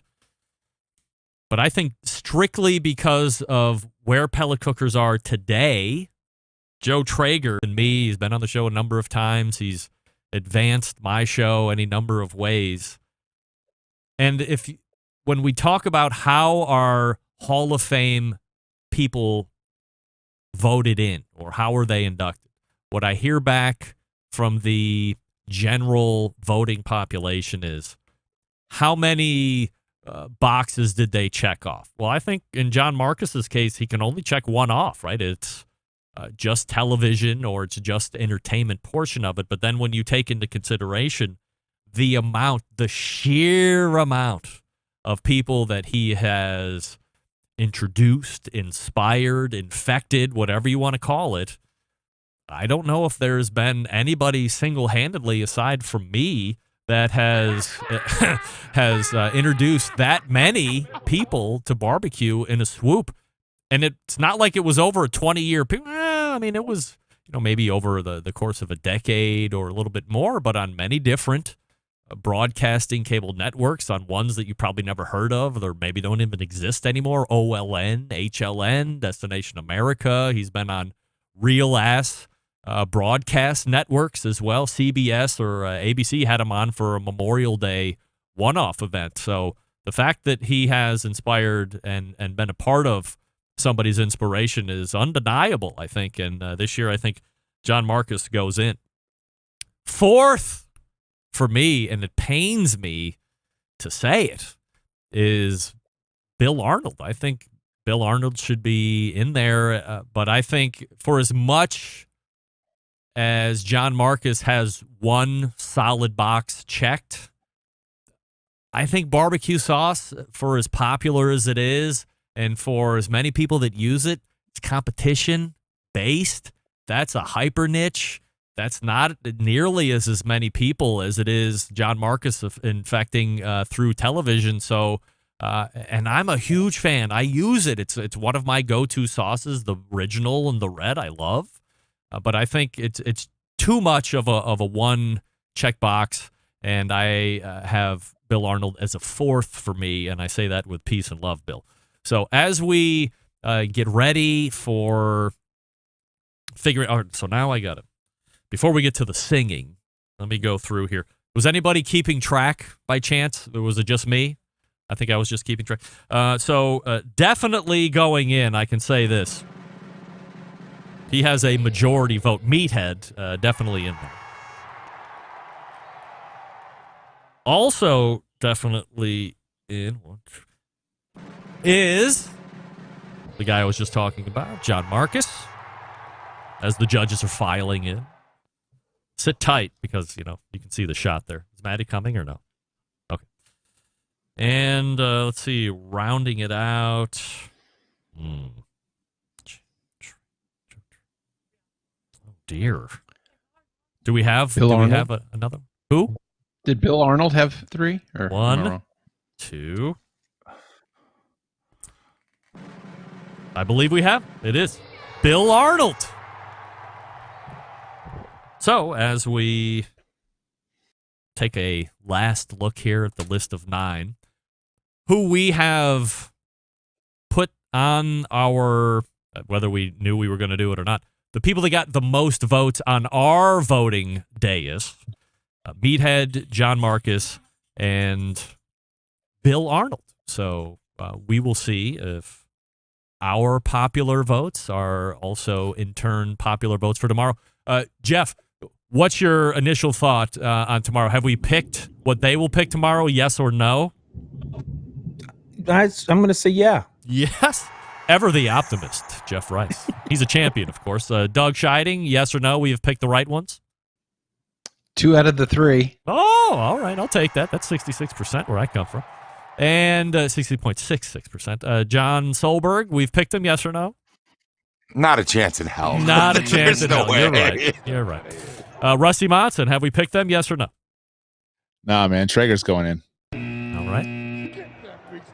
I will say, and I am 100% confident as I say this, take it to the bank with 100 of your special dollars. We have not picked who will be going into it. But of course, just what happened. All right, so we are ready for the American Idol portion of this, guys. Go ahead and take a break here just for a second.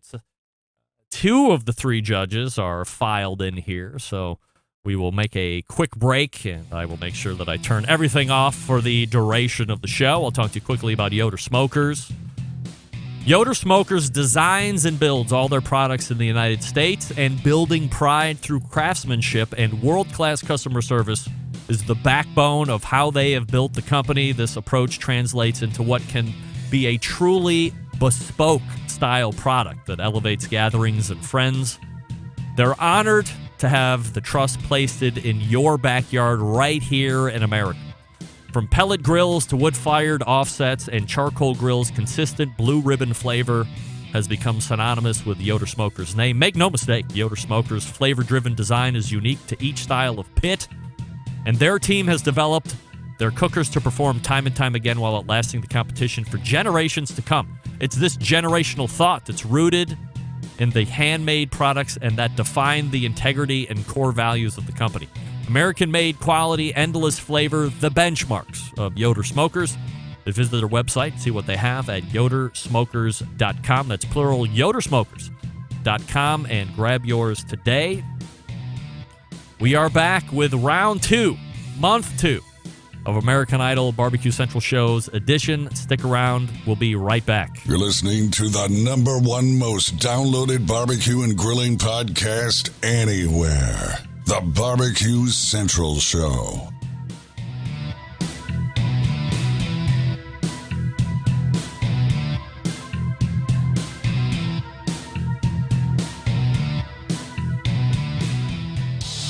Celebrating over 10 years of prolific and unparalleled live fire barbecue and grilling talk. And yes, it's still being done from Cleveland, Ohio. You're listening to the Barbecue Central Show. All right, welcome back. This portion of the show being brought to you by Smithfield. Smithfield.com. You can follow World Championship pitmasters like Chris Lilly, Darren Worth, Ernest Cervantes, and Giles Cridlin for mouthwatering recipes. Smithfield Fresh Pork is quite simply some of the best pork money can buy. It's trusted choice of World Championship pitmasters for use at competitions and at home. If you're a competitor, go to smokinwithsmithfield.com. That's with an N at the end. Smokinwithsmithfield.com to report your first place finishes in pork shoulder and pork ribs if you are a committed cook. Otherwise, smithfield.com for everything else. All right, so let me go back to the main screen here as we have everybody ready to go. So you can see me at the top left. You have Jeff Rice there, top middle. Doug Scheiding there, top right. John Solberg below me, and Rusty Monson directly below the returning champ, Jeff Rice. And there they are, ladies and gentlemen, the ladies ready to lay it down, as it were. So let's get a quick sound check on them. Bobby, please go ahead and say something. No. All right. And Marley, Hi. Eat that microphone. That's right. Maddie, eat that microphone. What are Let's you hear it. eating? Let's hear it. My microphone's not on. Yeah, your microphone's on. Oh. Yeah. I'm eating some pizza. All right. Maddie's eating pizza. Are you ready to judge, ladies? Are you ready to go? Yep. No. All right. Here we go. We have 4 new songs, if you can believe it, to evaluate. And before we do that, I got to Are you stupid? get ready to go. Guys, your mics are on. Please, let's Mine's maintain a on. level of decorum, the likes we have never seen here. This is a very important round. How can I turn Second this round. off? Second, you can't. I can only turn it off. Turn me How off. dare you? All right. Thank you. Bobby is off. All right, Maddie. Maddie's eating. I mean, I'm talking. For as jagged of a reviewer crew as you We need guys to are, fuel. professionalism is lacking here on round 2. I have to say. You Marley, should keep in mind who judges you. Marley, who would you like to hear first? We You. have me, we have John, we have Jeff, returning champion, and we have Rusty from the great city of Utah. Jeff, all right. So Jeff will go ahead and go first. Jeff, give us a little background on the song, what the name of it is, who sang it. That way we have a little insight into what we're going to be hearing. You're on mute.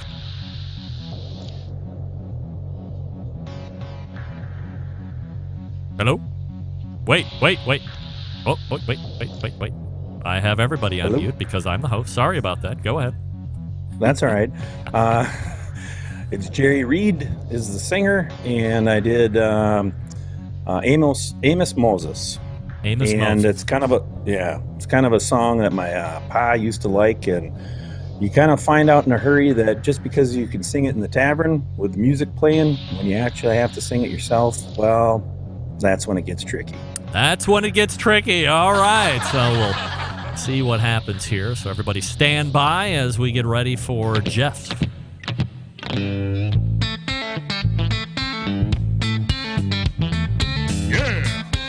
here comes Amos. Now Amos Moses is a Cajun. He lived by himself in the swamp. He hunted alligator for living. He just knocked him in the head with a stone. Louisiana law's gonna get you, Amos. It ain't legal hunting alligator down in the swamp, boy.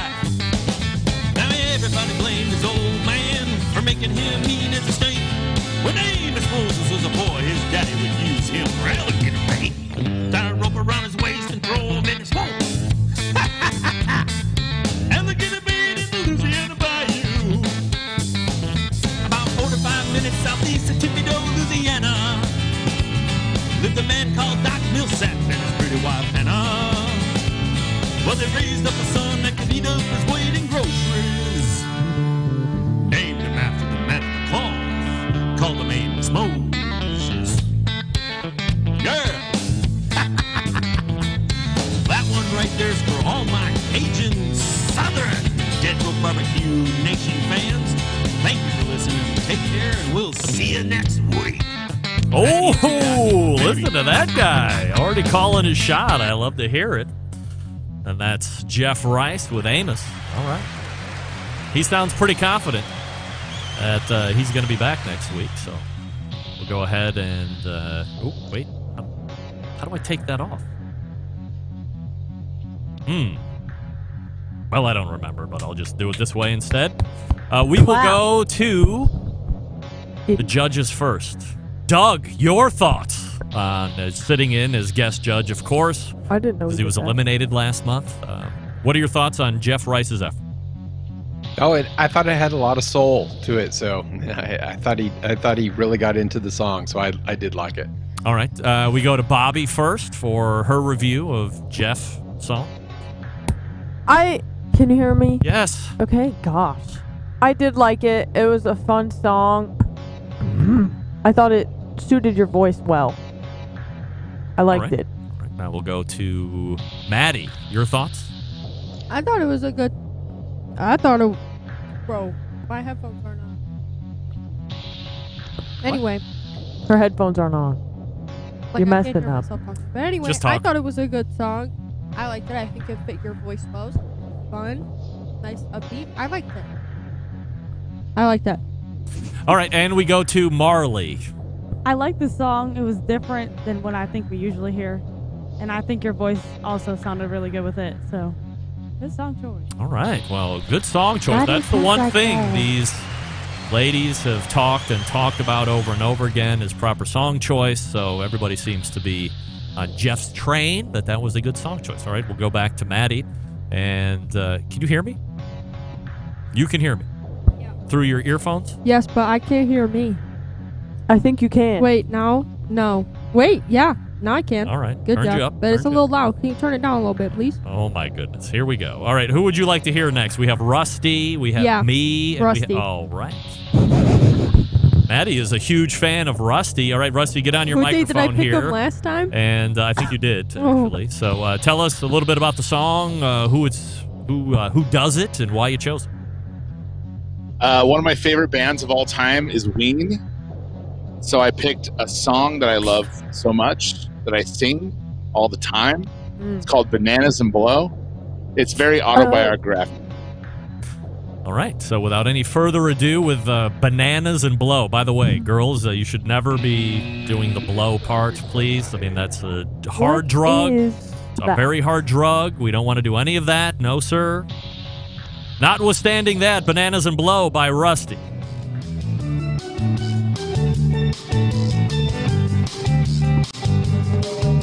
Sancho brought a message from the fat man. Oh. Sorry, boy, to leave you high and dry. But I went to see my mom in Ensenada, and I left a little something to help the time go by. Just a little something to help to keep you high. Bananas and blow, bananas and blow. Stuck in my cabana, living on bananas and blow.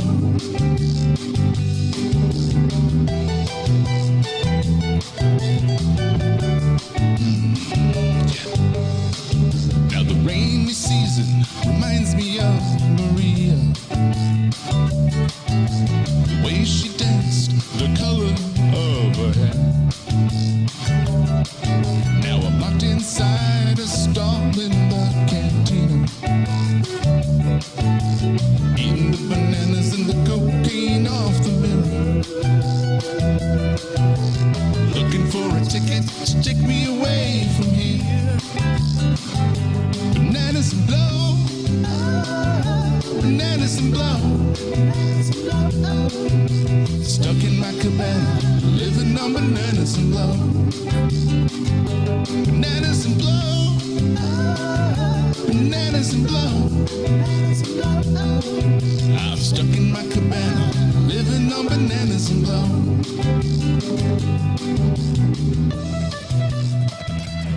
All right. Well, bananas are stuck in my cabana, living on bananas and blow. Rusty, get on that microphone. What's up? Did you say that was Ween? Ween. Yes. Best all right. band ever. Yes. One of my favorite songs ever is Baby Bitch by Ween. I thought about it. No joke. Literally, it was between Baby Bitch and that one. All right. Well, I'm a big fan of Ween myself. Doug, your thoughts on Bananas and Blow? I was hoping he said winger because he needs to stick with hard rock. Just saying. All right. And I say that, I love you, Rusty. I'm just quoting you from your podcast. I love you, Rusty, with all my heart. All right. Let's go ahead to the judges here in studio. We'll go to Maddie first. What'd you think of Rusty's effort of Banana and Blow? I like that a lot. I like the song. And your voice was good for the song. Like, I don't know how to explain it, but it was good, and I like that. All right. Tina Monson weighing in, who I believe is somehow related to Rusty, saying, Ween is weird. Come on, Tina. Thanks, Mom. Thanks, Mom. Willis, your thoughts on Rusty's Banana and Blow? I think you sounded really good, and I liked the song. It was pretty vibey. And vibey. Yeah, I think that was really good. It was a really good performance. Right. Good job. Coming in hard here, Bobby. You're last up to critique Bananas and Blow by Rusty. I think it was an interesting song choice because I've never heard of such things going together. But thank God. I did like it. It was fun tune for the summer. Yeah, fun summer song. All right, so there's Rusty. And so I'm pretty much 2 in a row of getting some really good reviews from the judges here who are notoriously hard. I want to be angry. Judge Doug a little bit more critical of Rusty on this go around, but there you have it. Bobby, who do you want to hear next? Do you want to hear John or me? John. Just right. because you 2 pointed. So that means I will round out the evening. John, go ahead and pop on the mic here. Tell us the song you picked and why. I picked a Nickelback tune because I'm just trying so desperately to take the judges' advice and win a little favor from them and hope that my fans will accept my manipulation of this tune. All right, what's the song? It's my YouTube anthem, Rockstar. Rockstar. All right, without any further explaining, here is John doing Rockstar. I'm through with standing in line to clubs I'll never get in. It's like the bottom of the ninth and I'm never gonna win. This life hasn't turned out quite the way I want it to be. Tell me what you want. I want a brand new house on an episode of Cribs and a bathroom I can play baseball in and a king-size tub big enough for 10 plus me. So what do you need? I need a credit card that's got no limit and a big black jet with a bedroom in it. Gonna join the Mile High Club at 37,000 feet. I want a new tour bus full of old guitars, my own star on Hollywood Boulevard. Somewhere between Cher and James Dean is fine for me. So how you gonna do? I'm gonna trade this life for fortune and fame. I'd even cut my hair and change my name. Cause we all just wanna be big rock stars that live in hilltop houses driving 15 cars. The girls come easy and the drugs come cheap. We'll all stay skinny cause we just won't eat. And we'll hang out in the coolest bars in the VIP with the movie stars. Every good gold digger's gonna wind up there. Every playboy bunny with their bleached blonde hair. And hey, hey, I wanna be a rock star. Hey, hey, I wanna be a rock star.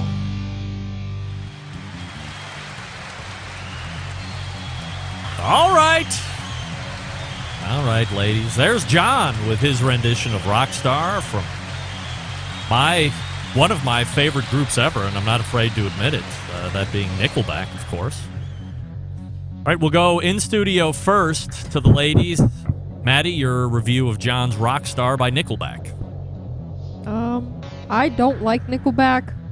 Notwithstanding that, it's not if you like the group or not. It's the rendition of the song. It wasn't bad. I just don't think that's for your voice. Like it's just not right enough for that. Different. You know? What? I did say something different. His voice isn't for that song. You have more of a rock voice, but I don't like Nickelback. So. Right. Bob? It was a different version of the song. Yes. It wasn't bad. But I do think it could have been better a tad. How?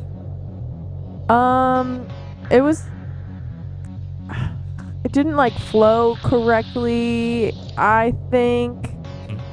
I do like the original song. But I don't know. I thought it could have been a little better. All right, Willis, your thoughts on John's Nickelback? I think there were some parts. Put the mic to your mouth. I think there were some parts when you were kind of talking, but then you also started singing to it too. So I would say fix that a little bit, but it wasn't bad. John, your thoughts on Feedback? I don't like Nickelback either. And if I sick, how dare you? I don't like Nickelback either. So my plan obviously backfired today. Doug, your thoughts on John's rendition of Pop Star? Rockstar? Rockstar. Yeah, it's about the choice of the song. He tried to play to the three judges rather than the rest of us. But I wish the production value was great, and I wish he would have had the energy that he had at the start of the chorus throughout the whole song. All right. So it was ballsy. Doug weighing it, ballsy, no doubt about it. I mean, that's singing a Nickelback song, if you're not one with Chad Kroger's voice, is definitely ballsy. So that leaves me rounding out the 4 songs here this month, and I've gone with a country classic, at least to me, You did it? by a supergroup duo named Brooks and Dunn. The song, of course, is one of their top-rated songs, That Ain't No Way to Go, and you can listen to it right now.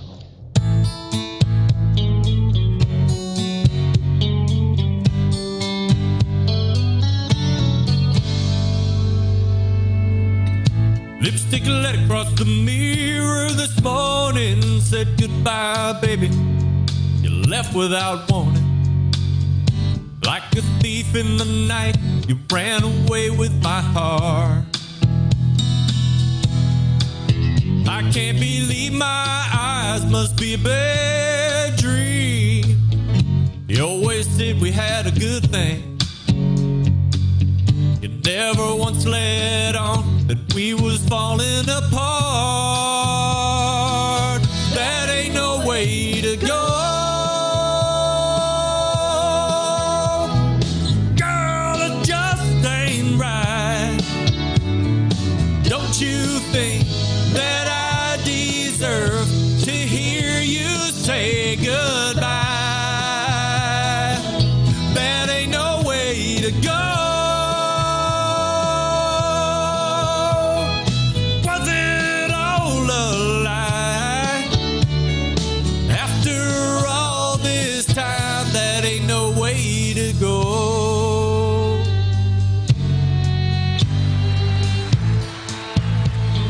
All right. That's going to round out the evening. Thank you, everybody. Doug, your thoughts on my rendition of the Brooks and Dunn classic, That Ain't No Way to Go? Actually, I thought you sounded pretty good. I'm not sure that's one of their top 10 songs, but yeah, I actually like the way you sang that song. All right. I've seen them in concert like 4 times. All right, me too. I've seen them once. They sang it. I love it, of course. Now we go in studio. Bobby, first up. Hold on. Bobby, you're first up. Go ahead. Hello? All right. Well, that was different. That one part was like, I don't know what you did. Go! Yeah. Sounds like Pee Wee Herman. Yeah, Pee Wee Herman. Like, That's what you sound like. That was kind of funny. Oh, damn. But, I mean, like, it wasn't bad. It was different. Have you heard the song before? I have. I think I hit. I think I hit that throaty growl pretty good. All right. Like you did good. All right. But that part caught me off guard. All right. Maddie, your thoughts? I thought it was good. Actually, I liked it. Aside from the Pee Wee Herman part, like I heard that and I just immediately went to. It was like Pee Wee Herman, but it was good. You hit the note a little bit, kind of faded at the end, but it was good. Marley, put that microphone right up to your face and talk. I think that it was also good, although I think there are better like song genres, I don't know what it's called, that fit your voice better. And I think some of the notes were a little bit like off. But otherwise it was good. All right. Wow. Tough crowd here this evening. I say stick with country. Stick with country. All right. So there you go. We have It can go anyway. the judges in studio. To your left, Bobby Rempe there. And then in the middle is Marley Rempe. Maddie just next to Marley there. The urge, ladies. I just So not to push. appreciate you coming in this evening. Is there any parting words for any of us here as we look to hopefully make it into the next round? Somebody Bobby? sing Post Malone. Post Malone from the judge. Marley, any parting thoughts here? Get that microphone up. You guys did good. Good job. All right. And Maddie, any parting thoughts? Keep it up, guys. Good pork. All right. Go team! You guys are thoroughly and quickly dismissed here as we get ready to go. There we go. Wow. Round number 2 is in the books. Let's quickly go around for some general reaction. Jeff, your thoughts on round 2 of singing here? I'm very excited that the judges didn't crush me because I really was getting ready to just get my butt kicked by them. So thank you, girls. I really appreciate for a semi thumbs up. Yeah, all right. Yeah, semi thumbs up. That's right. Really good. No doubt. Doug, your overall thoughts of tonight's efforts? It was interesting song choices, not as safe as I think it was last week. So it was interesting from that standpoint. So I liked it. John, your thoughts of everybody's efforts here this evening? I think the three of you did an amazing job. All your productions were great, and I think we've certainly come a long way from last year. So hopefully I will be with you in the next month. Rusty, your thoughts on everybody's efforts here this evening? I think everyone did great. Greg, you actually can sing, man. I mean, it's if I was at a karaoke bar, I'd look up and go, "Oh shit, that guy can sing," and then I continue my conversation. But it's really good. Reister, man, huge Jerry Reed fan. Crushed that, dude. Crushed it. I wasn't a big fan of the rapping stuff, man, but you more than made up for that. Good on you. It was like perfect. John, man, what is it, Doug? I love you. I love you, John. Yeah, I love you. Yeah, it'll be on the next Pitmaster podcast. But it was Nickelback, and I just can't see past it. But you did a great job, man. You killing. You did it. I think you did awesome. But I just can't see past Nickelback. That's the worst band on the planet. Well, I think if you have an aversion to Nickelback, John's already up against it here. I do not have an aversion to Nickelback. I like it. I think John took a huge risk here and did a tremendous job executing the song.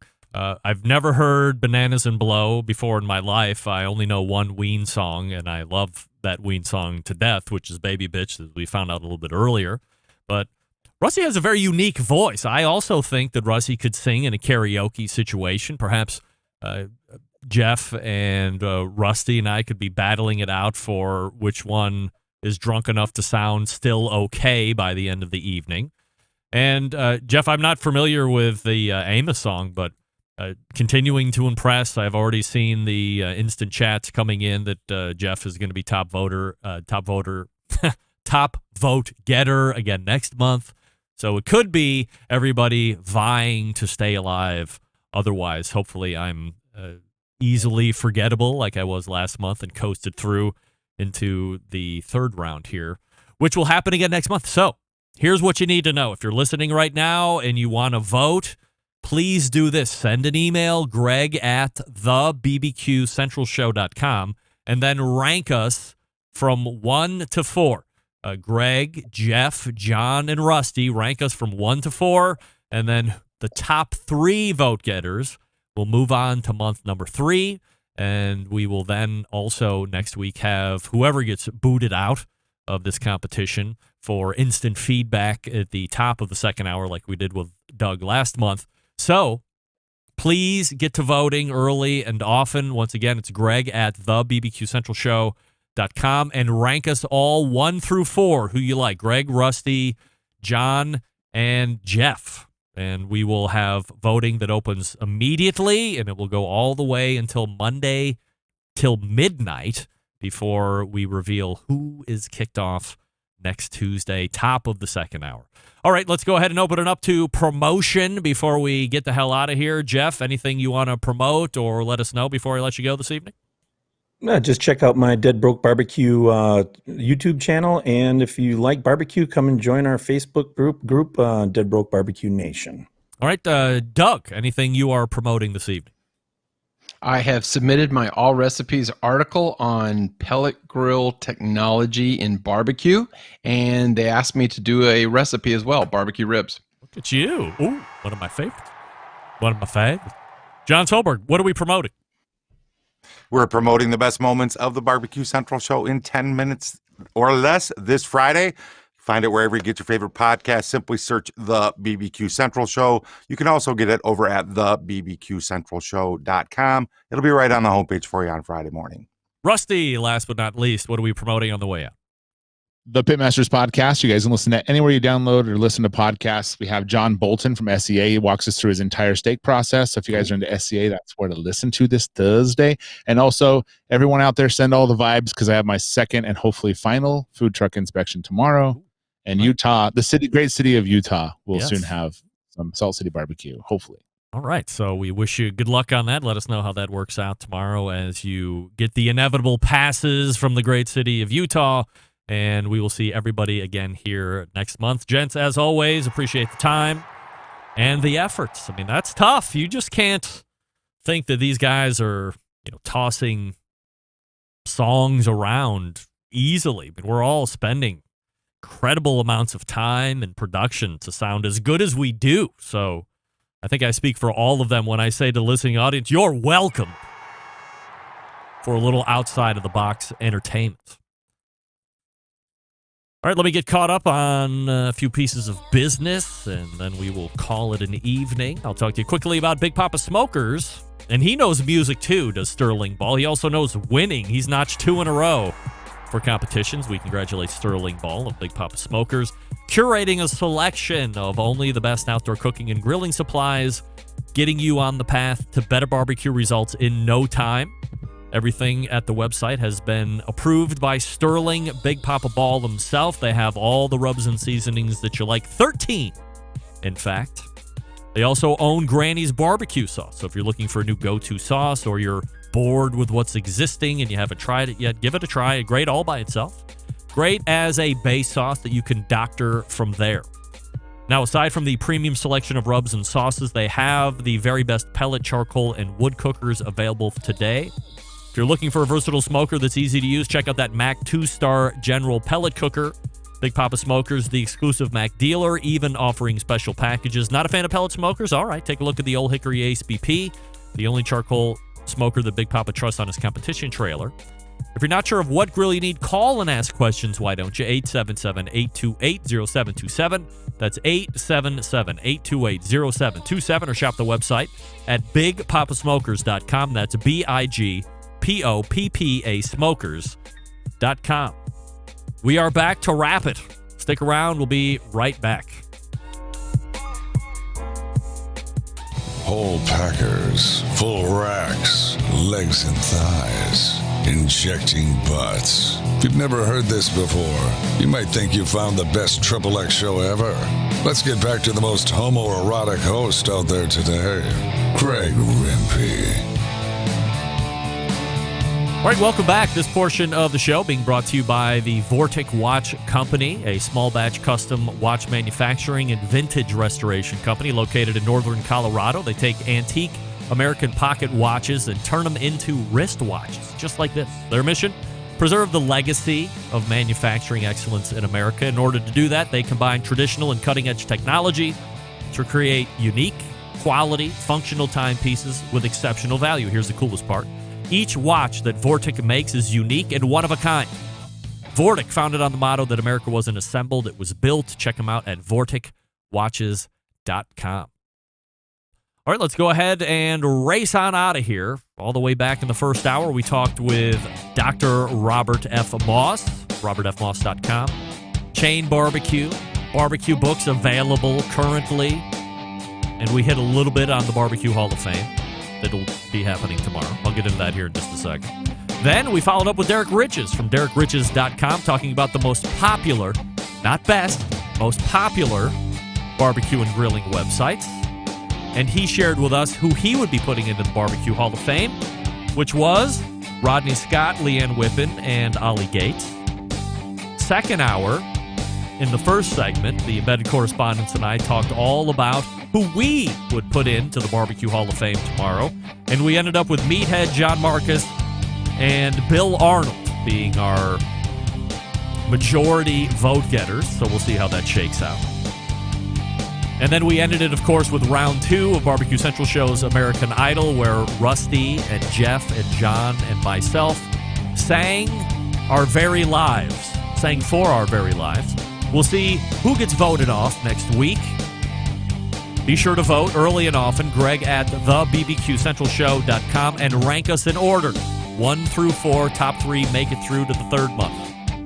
Don't forget, programming note, at 3 p.m. Eastern on Wednesday the 26th, we will be doing an additional live version of the show where Emily Park will be joining me as we induct the 3 members of the 2021 Barbecue Hall of Fame and 2 legacy members as well. So stay tuned for that. Be on the lookout for promo and social media in case something changes. And then we'll be doing a 4 o'clock Clubhouse after that to talk about who made it in and who didn't. Big show planned for you next Tuesday, September 11th, 2001. I will never forget until next Tuesday at 9 p.m. Eastern. This is your program host and proud U.S. American, Greg Rempe. Good night now.